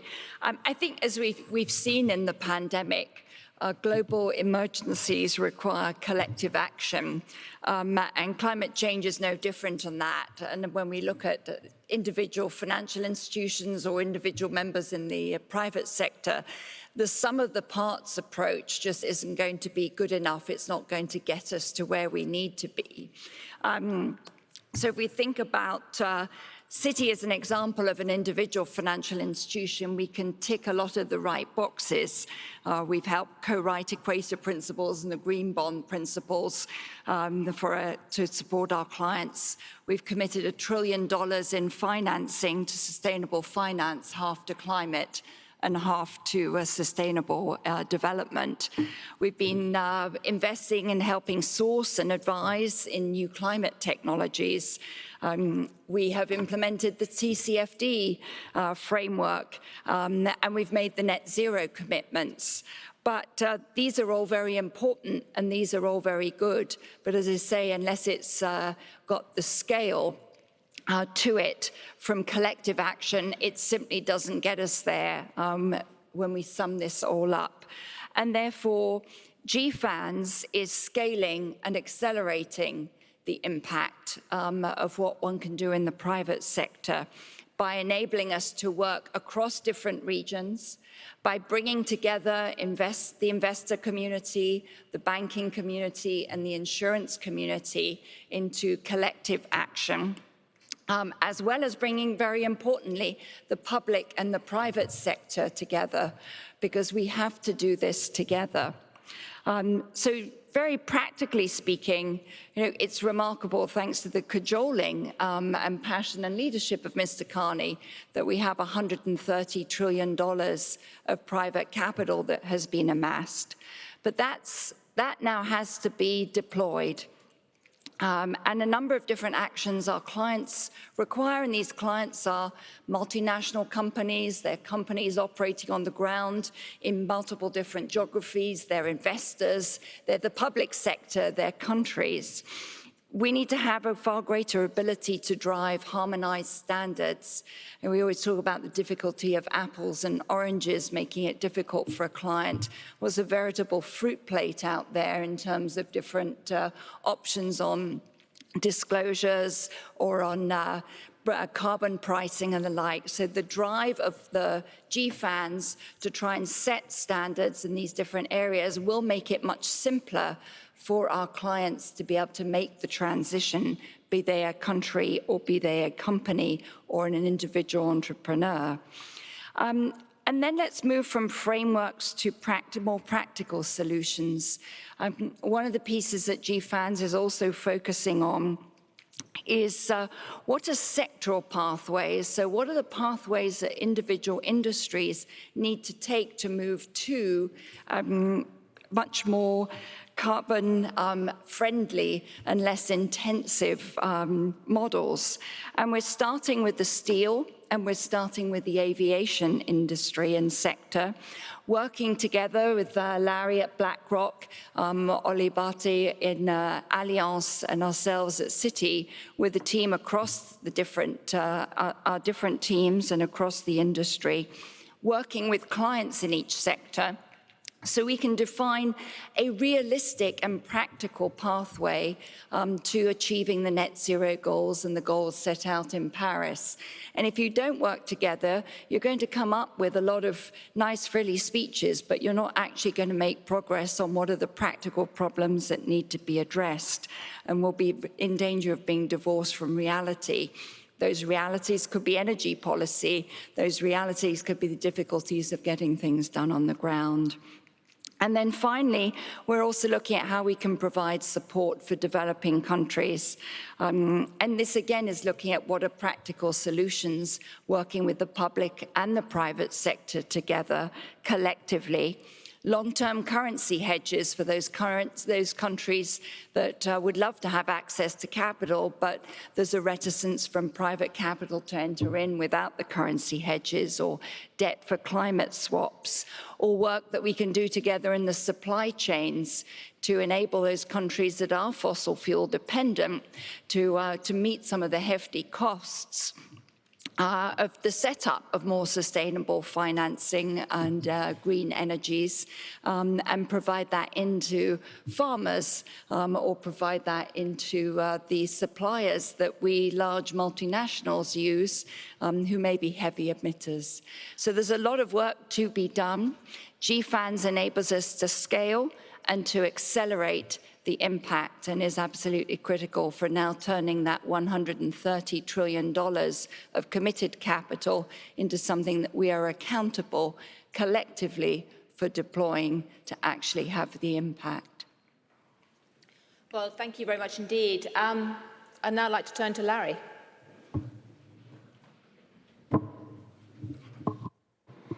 Thank you, Julian. It's very good to be here. So let's just imagine $130 trillion of capital being put to work. Let's imagine what that does to the global economies. Let's imagine that if the 130 could be put to work effectively, what it could do for jobs. Let's imagine what it can do for the entire world. Now the key is finding the projects, finding the ability to deploy that capital. And there lies the fundamental issue today. I think what we announced today at the GFANZ is there is an enormous amount of capital to be put to work. And the financial community is very committed in bringing that capital forward. But the realities are, deploying that capital is going to be far harder than investing in a normal bond, a public equity, a treasury bond. To deploy that capital in a safe and responsible way as a fiduciary to the owners of the capital, we have to have a better system to move that capital forward. We need a system in which we can rapidly deploy that capital to the emerging world, and there is not a system today where private capital can be rapidly deployed. We need to find ways to rapidly deploy that capital in developed countries without 3, 4, 5, 6 years of waiting for regulation and having it passed. I've heard from CEOs of auto companies who are committing 100% of their vehicles to be put to work in electric vehicles, but they're frightened that governments are not moving fast enough for charging stations. And they're going to be in trouble financially if that's the case. And so we can all stand here and say there's capital available. That is not the surprise, and that should not have been a surprise. The surprise is going to be how slow we put that capital to work if we don't work together. This has to be done by a union of public and private. We have to be solving solutions related to how we invest in the emerging world. We announced yesterday that with the French and German government, who are providing a first loss piece, we were able to raise large sums of money. We're going to raise a lot more to deploy in environmental projects in the emerging world.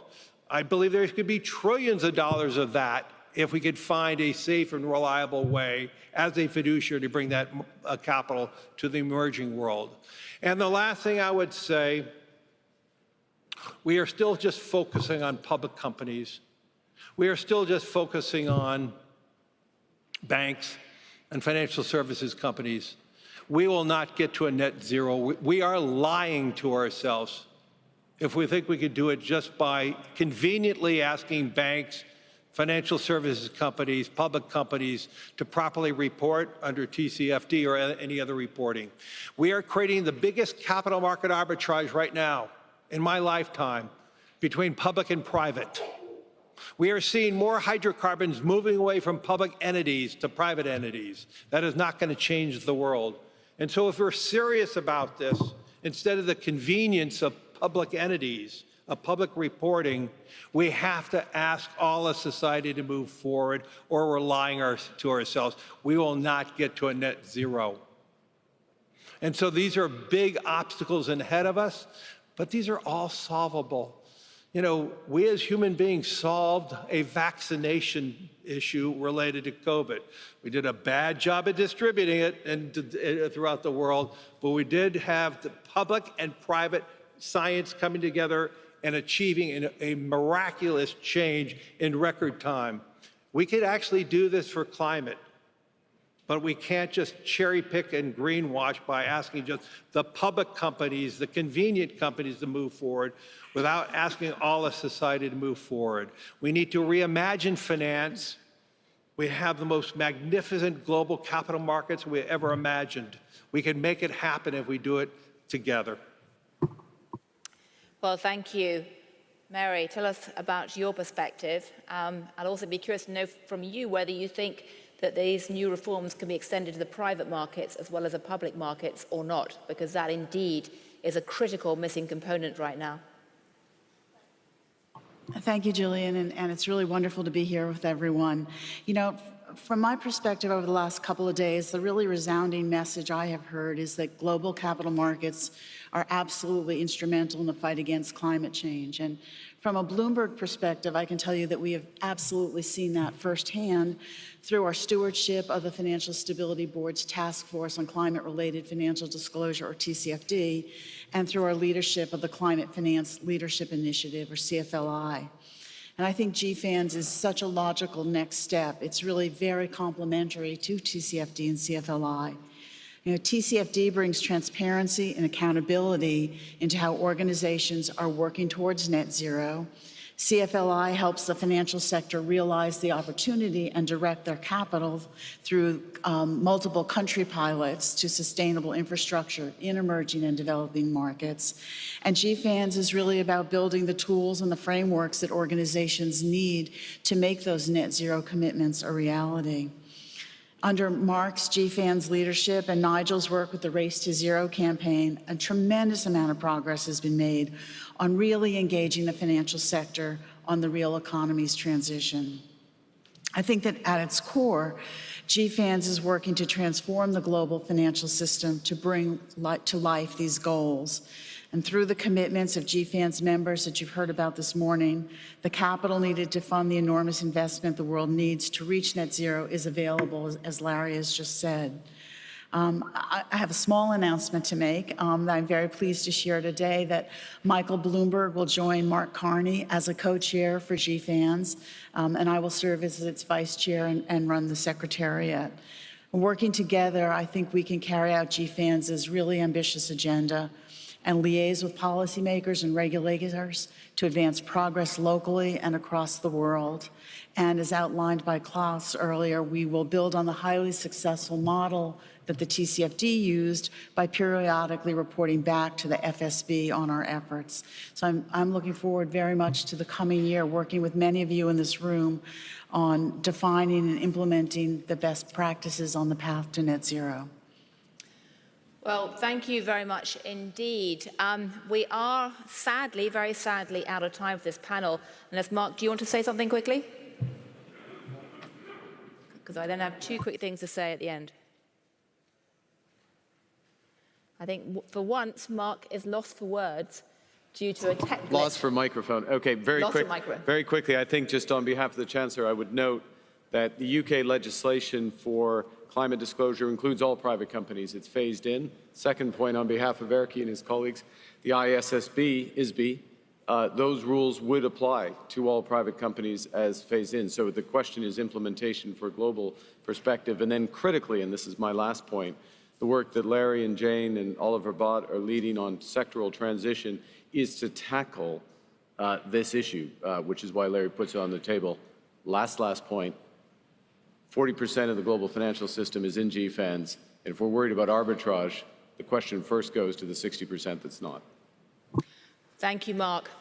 Well, I said earlier that I sometimes joke that the pink Financial Times should be renamed the green Financial Times at the moment, because we have so many stories to write about, be that on the main part of the newspaper or the website or newsletters like Moral Money.